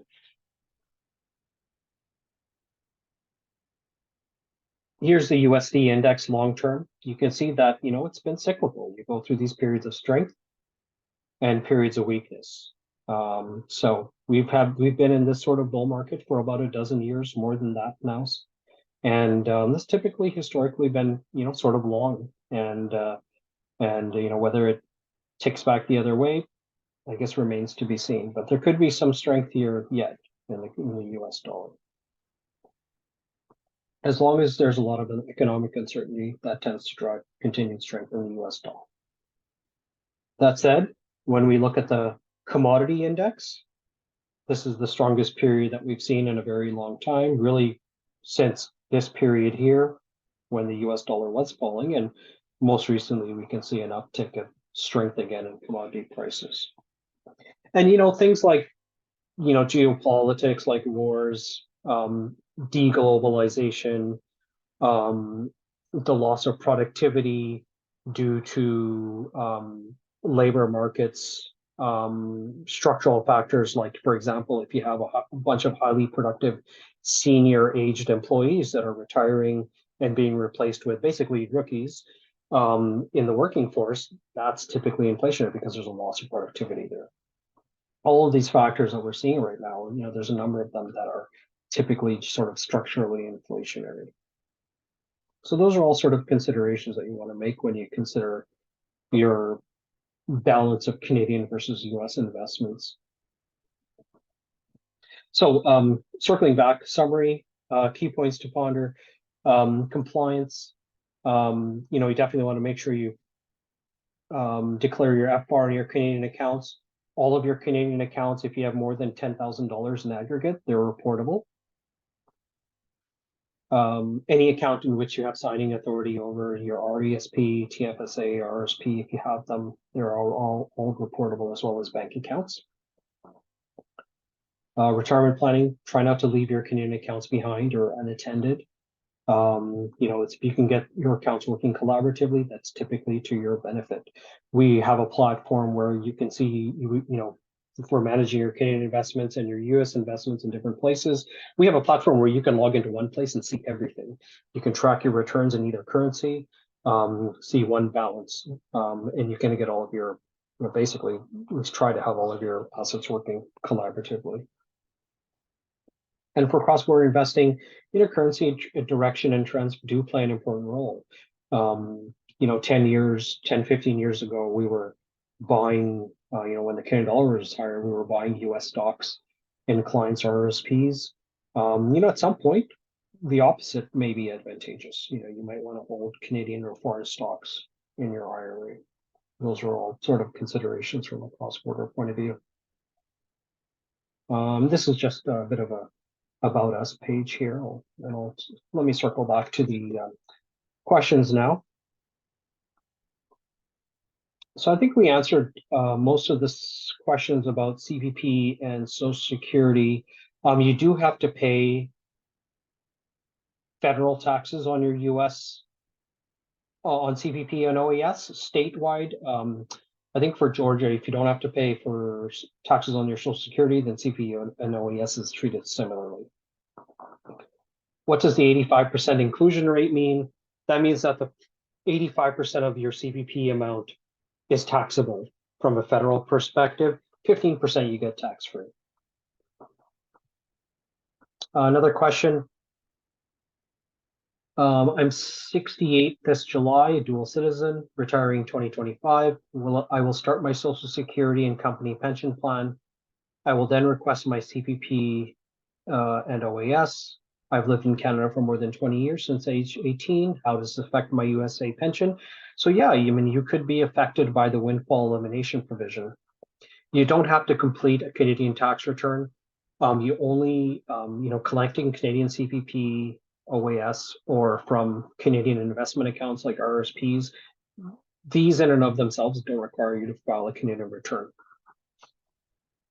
I'm a dual citizen who worked in Canada until I was age 25. I've lived in the USA since and have enough work credits for Social Security. I think that means Social Security, SSR, maybe that was a typo. If I file for CPP at age 65 and receive it while in the US, do I have to file a Canadian tax return? No. You should still collect your CPP statement, determine how much CPP benefit you'll get. You may be eligible for some small, maybe for a steak dinner once a month.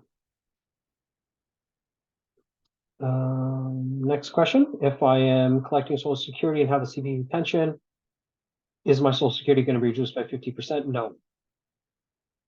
Only the non-covered pension, which is CPP in this example, in this context for today's webinar, would be eligible to be clawed back, would be suffering the clawback, and it could be up to 50% of the CPP, depending on how many years of Social Security contributions you have. I do recommend you check out that link for that WEP planner back here.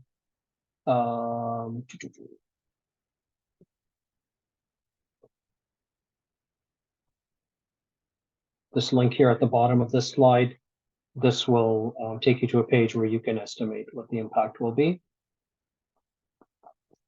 Next question. I'm a US permanent resident and still have a TFSA account. What's the best course of action now? Should I liquidate it ASAP? Hard to know, depending on what your capital gains look like. But yeah, generally, I mean, it's not going to do you any favors anymore now that you're in the US. And if it costs you more to file on it now, then yeah, you're probably better off just taking the funds out and liquidating them. But again, there may be a cost involved, based on liquidating those investments. Next question, what's the minimum net worth you work with as a client? Typically, minimum is $500,000 of investable assets. But if you have questions, I'm happy to talk. I thought, next question here, I thought I could let the US Social Security admin know of my 27-year work history in Canada under the old NAFTA and increase my US pension without ever applying for a Canadian pension. I'm not sure if I understand the question, but if you don't have enough Social Security credits to qualify for Social Security, you do want to apply with them to transfer some of your Canadian pension credits to qualify for Social Security, because your Social Security benefit is typically much bigger than what you're going to get out of CPP.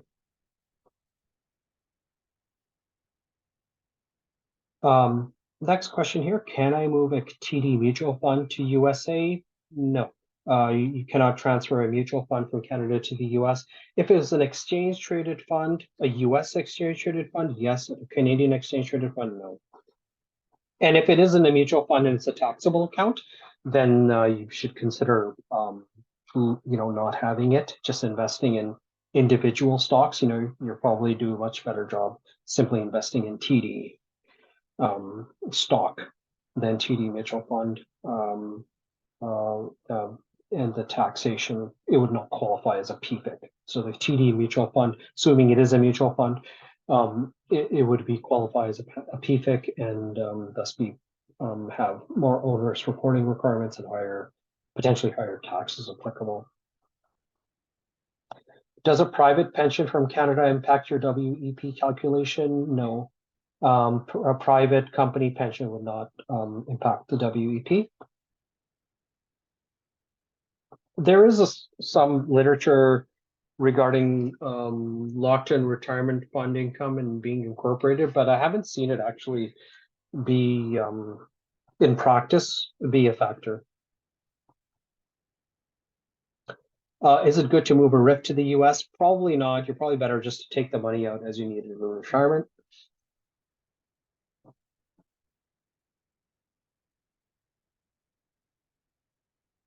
Sorry, I'm just cleaning up these questions.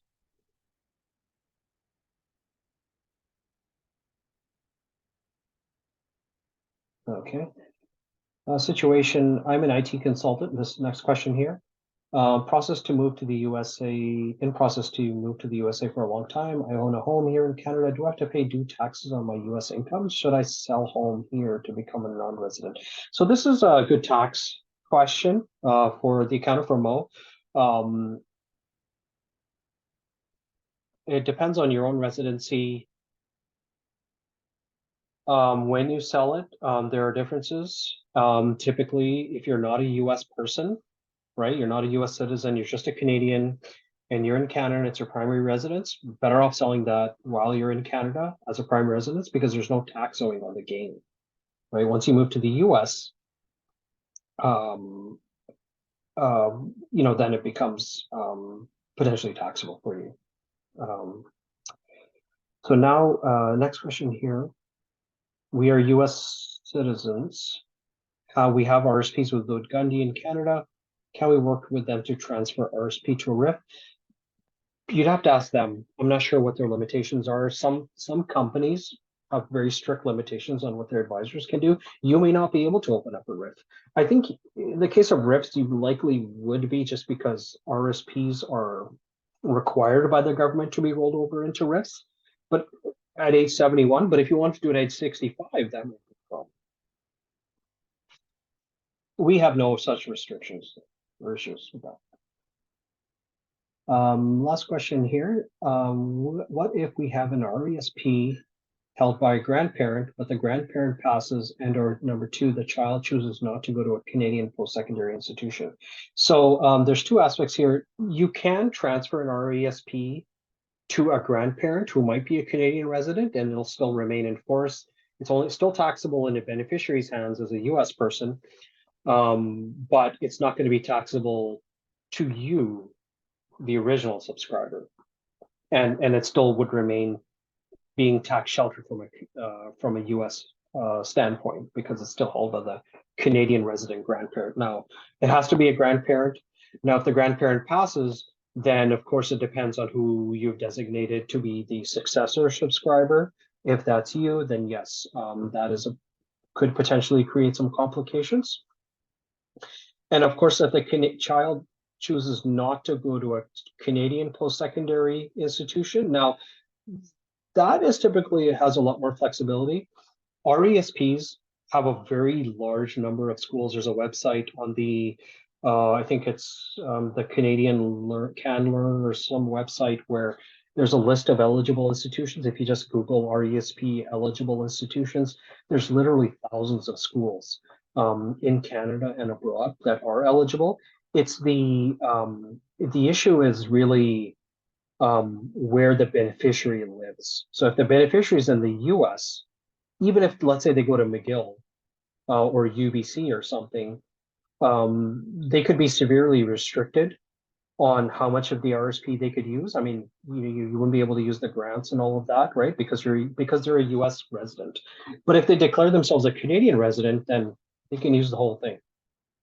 A Canadian tax resident. But of course, when you're claiming a tax resident, you have to declare that you've left the US, right? So there's some tax planning involved there. A couple of questions here. How can you reach me? So Marty will send out our contact information. I can be reached at Naveen at pacificapartners.com. That's NAVEEN at pacificapartners.com, PACIFICAPARTNERS.com. Welcome to email me with any questions or set up a consultation. And that is it. Thank you for listening. Hey, Naveen, it's Marty. Can you let Mo in as a presenter? You got it. Okay.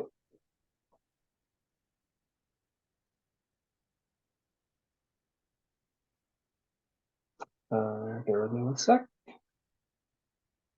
There we go. That should allow you in, Mo, and let me know if you can share your presentation. You should be able to do that now. Oh, you're on mute. There you go. Okay, you can hear me okay? Yeah, we got you. Good, good. Okay, awesome. Let me get the presentation up. I can see that.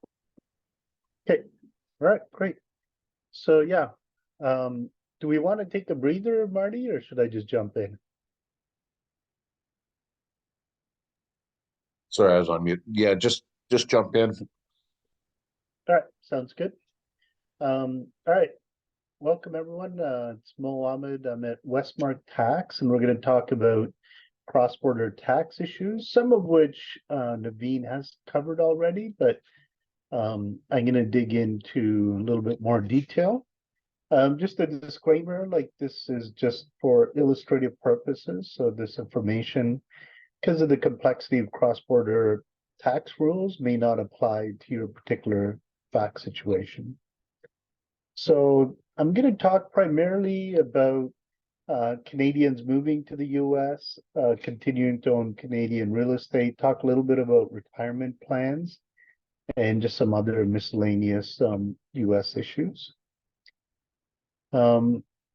So this is just a little bit about myself. So Westmark Tax is a US Canada cross-border tax firm. We prepare both US and Canadian tax filings.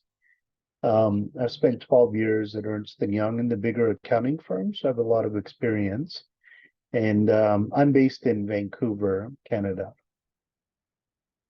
Osama was not able to join today, but he's also with us here at Vancouver. So what we do primarily is pre and post departure counseling, tax counseling. We look at Canadian tax issues, US tax issues before or after moving.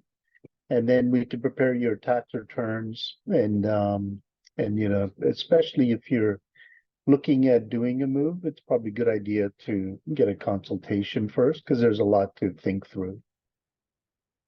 All right, I think Naveen talked about this already, but you know, one of the big issues is just the foreign disclosure reporting requirements. So if you're a Canadian that moves to the US, you'll continue to have disclosure requirements on any bank accounts, financial assets that you keep in Canada. So it's important to make sure you're up to date. And FATCA was something that they brought in, I guess it's over 10 years ago. And that just helps the IRS. So the Canadian banks and institutions have to report information directly to the IRS. So you want to be careful that you're reporting all of that on your US returns. Okay. So when you move, when somebody's moving from Canada to the US or vice versa, the most important thing to think about is tax residency. Okay. And that's the key to kind of what your filing requirements are going to be, where you're going to pay tax, all of that.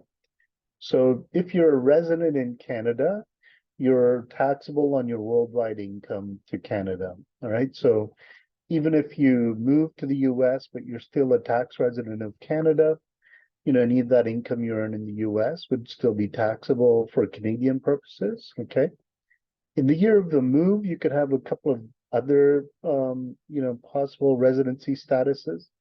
You could be a deemed resident under the US-Canada tax treaty. You could be a part-year resident in the year of a move. You'll be a part-year resident of Canada and part-year resident of the US, or you can be a non-resident of Canada.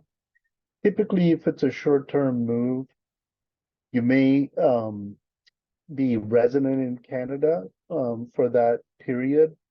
But if it's a more permanent move, you usually will switch residency on the date that you do the actual move. So it's important to kind of review the facts and circumstances and make sure we get to the right residency determination. Okay. So yeah, residents are taxed on their worldwide income, residents and deemed residents. Non-residents are taxed only on Canadian source income. And part-year residents would be taxable on worldwide income while they're resident, and then once they move, then they're still taxable on Canadian source income, but not worldwide income. So this is for, the taxation from a Canadian perspective. Some of the things that they look at in determining tax residency, there's two primary factors. One would be having a home available for your use in Canada, or having dependent family members in Canada. So under the Canada revenue kind of rules, if you have either of these in Canada, primary tie to Canada, they would consider you to be a continuing resident of Canada. And then there's secondary ties, things like bank accounts, personal property, credit cards, driver's license, those types of things. So those secondary ties, having one or two of those may not make you a continuing resident, but if you have a number of these, that could make you a resident. Now, overriding these domestic rules, there's the Canada-US tax treaty, which has a tiebreaker test in it.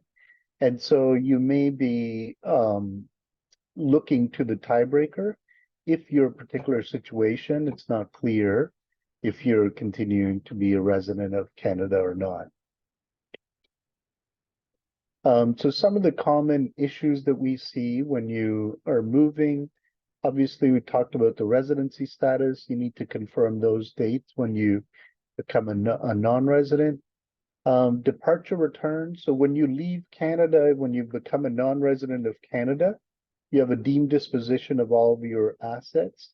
So you're treated as if you sold your assets at fair market value at the time that you leave Canada. Now, this does not apply for retirement accounts and real estate, Canadian real estate, but it will apply to non-registered investment accounts.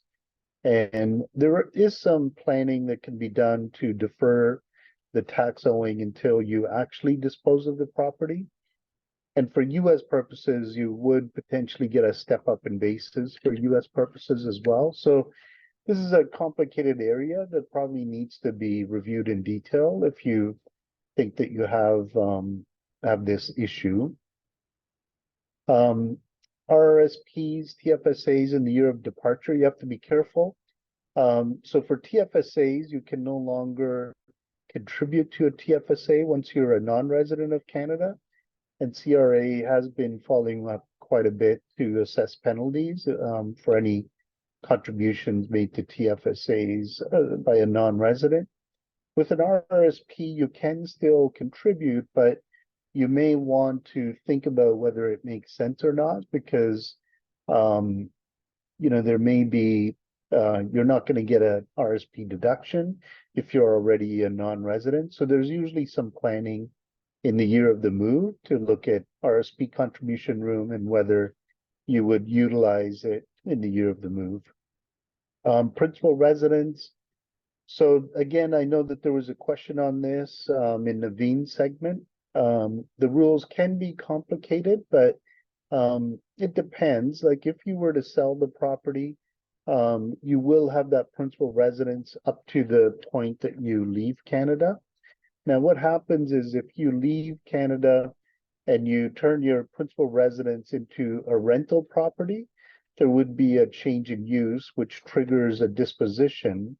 But the gain that you've had up to the point that you leave Canada will be tax exempt, will be tax free, even if you sell the property after you've become a non-resident in Canada. So again, this is something that's probably needs some planning. If you do have a property and you're moving to the US, probably good to work through, what needs to be done with that property, especially if you think you're going to be renting it out. Some of the big differences that we see between US and Canadian tax rules. One of the big ones is the taxation of the gain on the sale of a principal residence. So Canadian rules allow an unlimited principal residence exemption. So you could, have $1 million gain and it would be fully exempt. For US purposes, it only there's a limit on how much is exempt. So if you're filing a single return, it's 250,000. If you're doing married filing joint, it's going to be 500,000. So it could be a situation where you're selling a Canadian property, and this would apply if you're a US citizen living in Canada.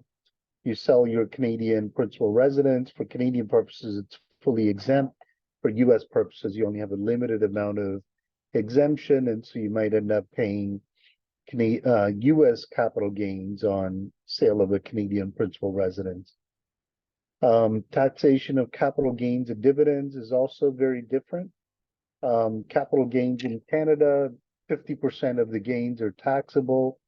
There's no limitations in terms of how long you've owned the property. Whereas for US purposes, there's short-term versus long-term capital gains. And so that again would tie into investment strategies, and you may think about how it's going to get taxed when you move from Canada to the US.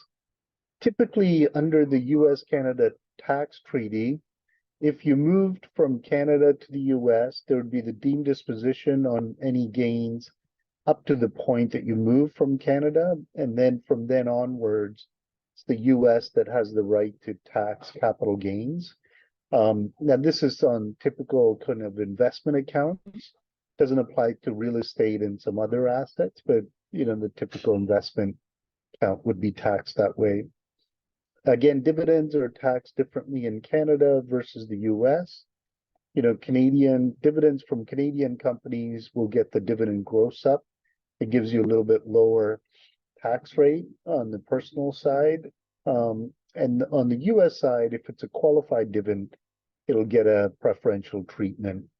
So you can have Canadian dividends that will qualify as qualified dividends for US purposes, but not the other way around. So if if you move to Canada and you have US dividends, they'll be taxed at the top rate. And that can sometimes be a big issue. If you're used to getting taxed at 15 or 20% in the US on qualified dividends, you move to Canada and all of a sudden, if you're in the top tax bracket, you're paying more than 50% tax rate on your dividend income. So that's definitely something to think about. The Canadian capital gains exemption, this would be on small business shares. Sometimes if you have an active business, it may qualify for the lifetime capital gains exemption, where you can exempt up to $1 million of capital gains on a stock you own of an operating business. So again, if you have that, then it's important to kind of plan that out. Stock options, there's very different rules in the US and Canada for stock option income. And so it's important to get the proper advice if you're moving from Canada to the US and you have stock options. In the US, there is no stock option deduction, although if you've been granted ISO stock, incentive stock options, you may get capital gains treatment on the US side. US estate and gift tax regime, I think Kent talked about that a little bit. So very different what happens in Canada when you pass away versus what happens in the US. So you probably want to plan that out at the time that you're moving and get an updated will and think about the US estate tax rules if you're going to be moving permanently to the US. For some of you that may be snowbirds, there's like a simplified reporting that you can do on a form 8840, which I think there may be another slide down the later in the presentation. So that's just reporting that you have closer ties to Canada and that you're not a US tax resident. And you just fill in some details where you don't have to outline all of your income from the US or from Canada to the US. Okay. Canadian rental property. So if you continue to own a Canadian property, real estate, and you get rental income from the properties, then you're going to have a Section 216 return. So that's for non-residents of Canada that continue to own Canadian property, which is rented out. So that's required to be filed. So even if you're a non-resident of Canada and you continue to have rental income, you're gonna have ongoing Canadian tax returns by way of this Section 216 return. And there's a whole process, like if you become a non-resident or receiving that rental income, it's technically 25% withholding tax on your gross rental income, unless you file this NR6 election, which then gets to the withholding tax down to 25% of the net rental income instead of the gross. And so you may want to think about making that election. And it's also important to note that even though the property is in Canada, you do need to report the rental income on your US tax return. So you would report the income to Canada on the 216 return, and then also report the rental income on the US return and claim a foreign tax credit for any tax paid to Canada. And you know, there's a lot of rules in the US-Canada tax treaty to prevent double taxation. So even though you're filing two sets of returns, you're not going to pay double tax. There'll be allocations to either be Canadian sourced income or US sourced income. If you sell your property after you've moved to the US, so you're selling it as a non-resident of Canada, there is a clear certificate that you need to file within 10 days of closing of selling the property. So that clear certificate is just an application to Revenue Canada for them to review the cost base for the property, the proceeds, to confirm exactly what tax needs to be paid. And you need to then file a Canadian tax return in the year that you sell the property, a regular T1 return as a non-resident. And also you'll need to report that sale on your US return. So again, it's important to plan that out and make sure you have a good understanding of how that's going to be treated once you move to the US. So if you're living in the US and you think that you're going to move back to Canada, there'll be some things to think about there as well. There's the deemed acquisition rule. So just like when you leave Canada to move to the US, you have a deemed disposition. When you move back to Canada, you'll have a deemed acquisition rule where you're treated as if you acquired your investment property at fair market value on the date that you become a resident. And it's important to kind of think through that as well. There can be some good planning opportunities. And especially if you didn't get a green card, you haven't been in the US for a long term, you may be able to save capital gains tax on some of the gains if it's planned out properly. Again, that deemed acquisition does not apply to retirement accounts. So both US or Canadian retirement accounts will not have this rule. And so we'll need to, if you do feel that you have some of this type of activity, you should get a proper analysis to see how it's going to work out in your situation. Important to note that both Canada and the US have extensive foreign reporting requirements. So if you're moving back to Canada and you still own assets outside of Canada, you're going to have to file a form T1135 to report those assets if it's more than $100,000. And from the US perspective, you're going to have foreign disclosure on foreign assets from the US perspective that I think we have a slide later on. But the FBAR foreign bank account report, form 8938, as well as other forms like 5471 if you still own a Canadian entity.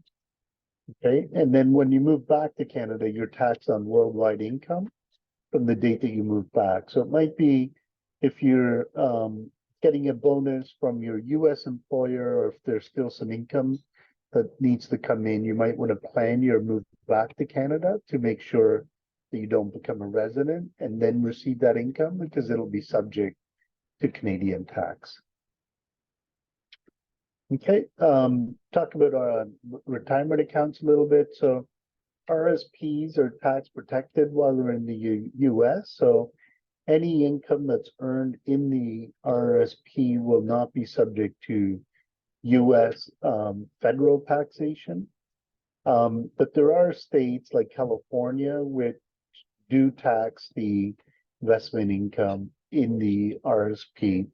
So it's important to kind of plan that out. But for most purposes, generally, you can keep your RSPs, at the Canadian institutions once you move to the US, and there wouldn't be any taxation until you take a distribution out of the RSP. Again, it's important to plan all the tax issues out if you're planning a move to the US, and if you think you're going to stay, important to kind of think through those rules. So it's the same thing when you move from the US, back to Canada or into Canada. Canada will not tax you on investment income earned inside a US retirement plan. And also a Roth IRA will now be tax protected once you move back to Canada. Canada will give you the same treatment as the US would, but there is an election that you need to file in the year of the move. So, you want to be sure to make that election.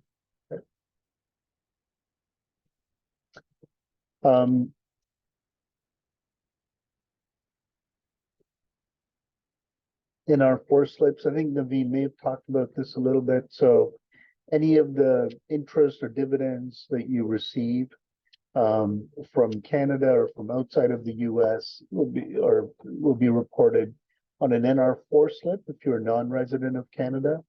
And usually, typically on those, the withholding is done at source. And so, you're subject to a Canadian withholding tax, and then you just report the income on your US return and take a credit for the withholding tax. And then you don't need to file a Canadian tax return. So it just depends, again, what it is. It's important to watch out for, on the US side, there is this concept of a PFIC, passive foreign investment company.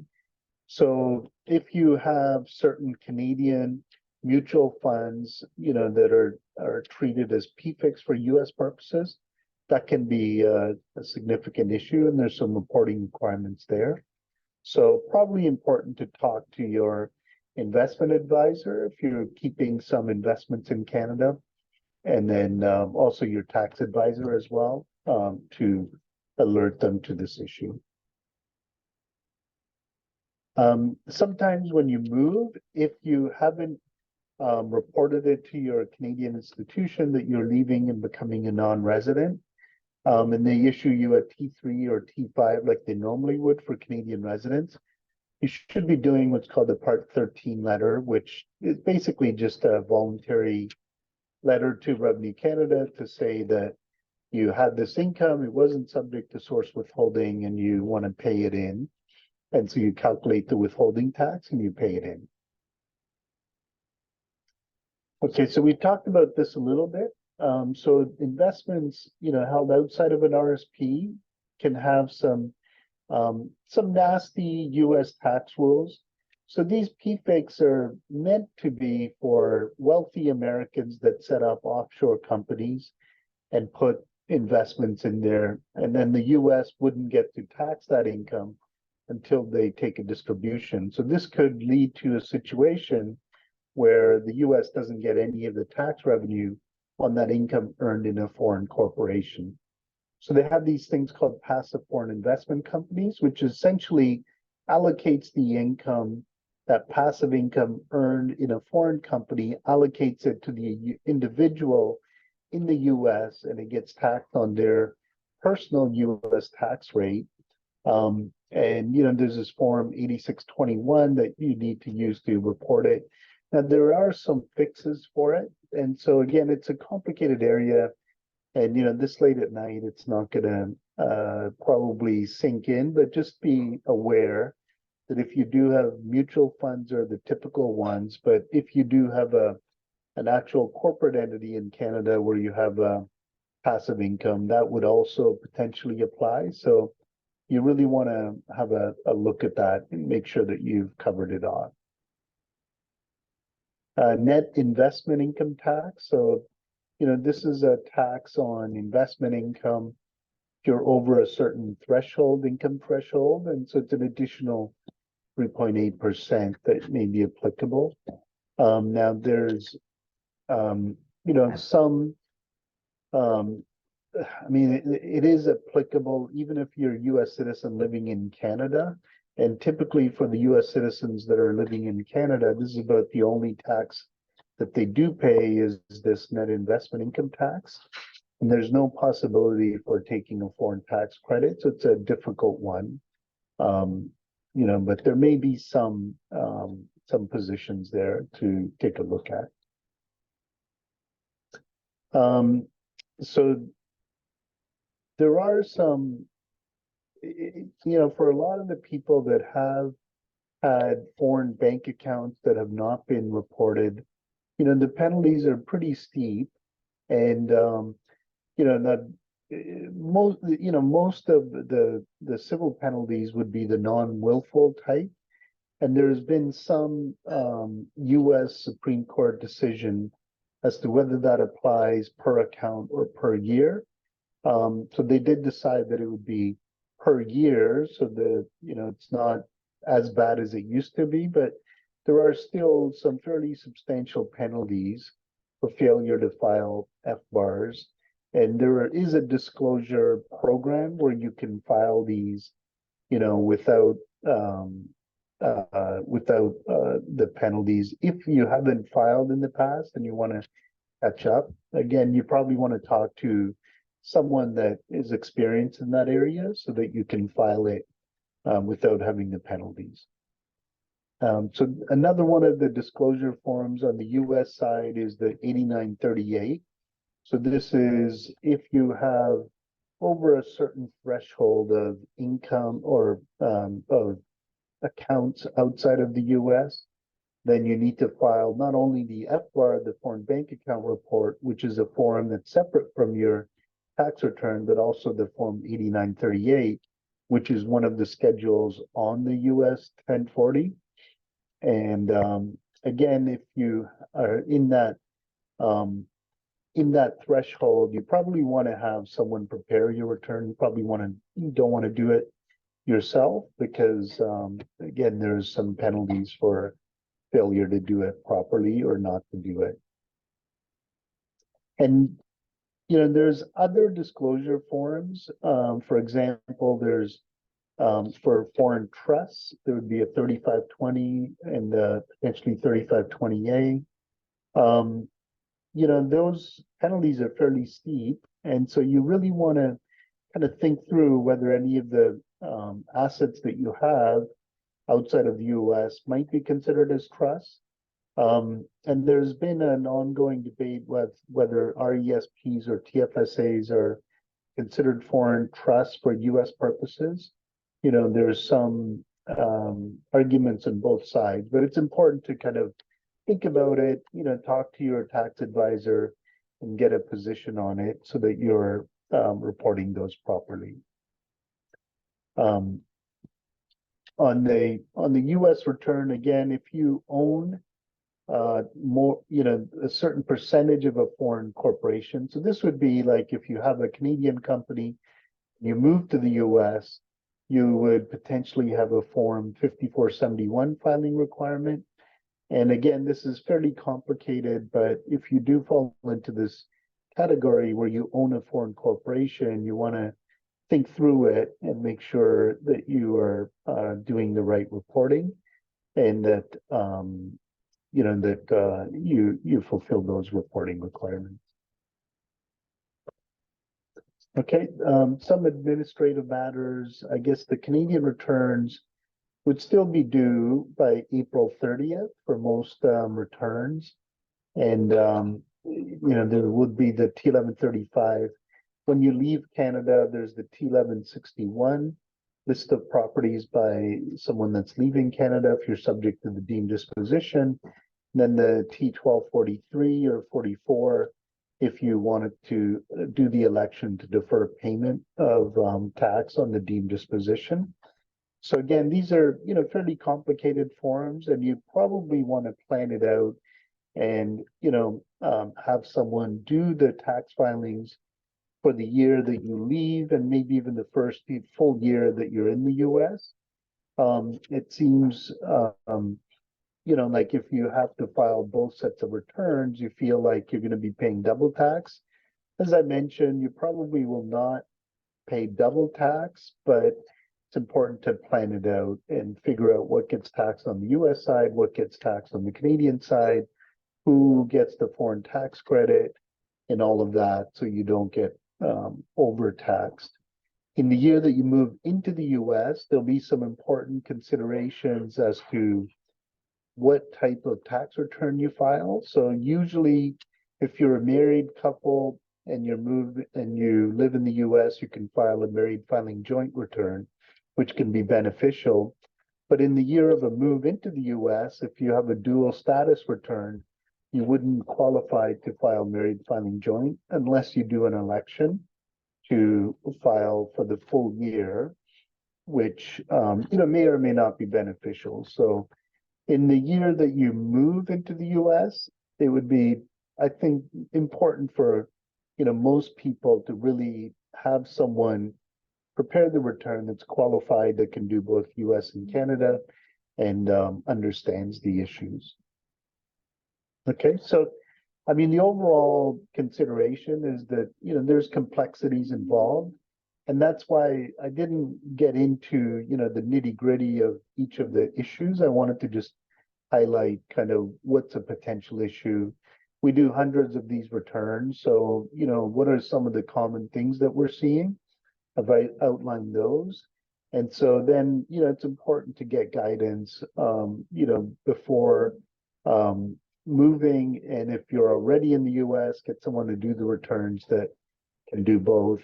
And the same if you're moving from the US to Canada or Canada to the US, you need to kind of plan it out, make sure you're not getting some unexpected results. Okay. So that's my contact information. And let me see. I mean, I'm available. I mean, right now it's tax season, so it's going to be very busy. But if anyone has any questions, they can email me, and I can set up a call. Okay. There was a question: can a U.S. tax resident open an account at a currency exchange such as Wise in order to transfer money from a Canadian bank to a U.S. bank? If so, how do we do this? Yeah, I mean, the Wise would be just doing the conversion. I think you can just go online, you'd set up a Wise account, and then you link your Canadian and your US bank. I don't know if this was intended more for Naveen, but from a tax perspective, there's no real issue there. But yeah, that would be the way to do it. Okay. Somebody asked, what's your consultation fee? So we have like a consultation checklist, and our typical consultation fee covers about an hour and a half of time. And for both the US and the Canadian side, it's going to be between $750 to $1,000, depending on the complexity of your situation. Okay. Another question, does a Canadian GIC account have to be declared on an FBAR? Yes, if you have more than $10,000 in a Canadian account, whether it's a GIC or a regular bank account, you do need to declare it on the FBAR. And then there was a follow-on, are there any penalties for not declaring? So if you declare it like through a streamlined disclosure process, there wouldn't be any penalties. But if the IRS were to catch that, then there would be penalties for not reporting it. So I would recommend that you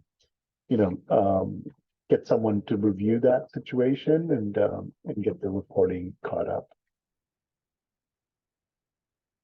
Okay, if there's no more questions, I know it's late, so Hey Mo, maybe I got we can- one question for you.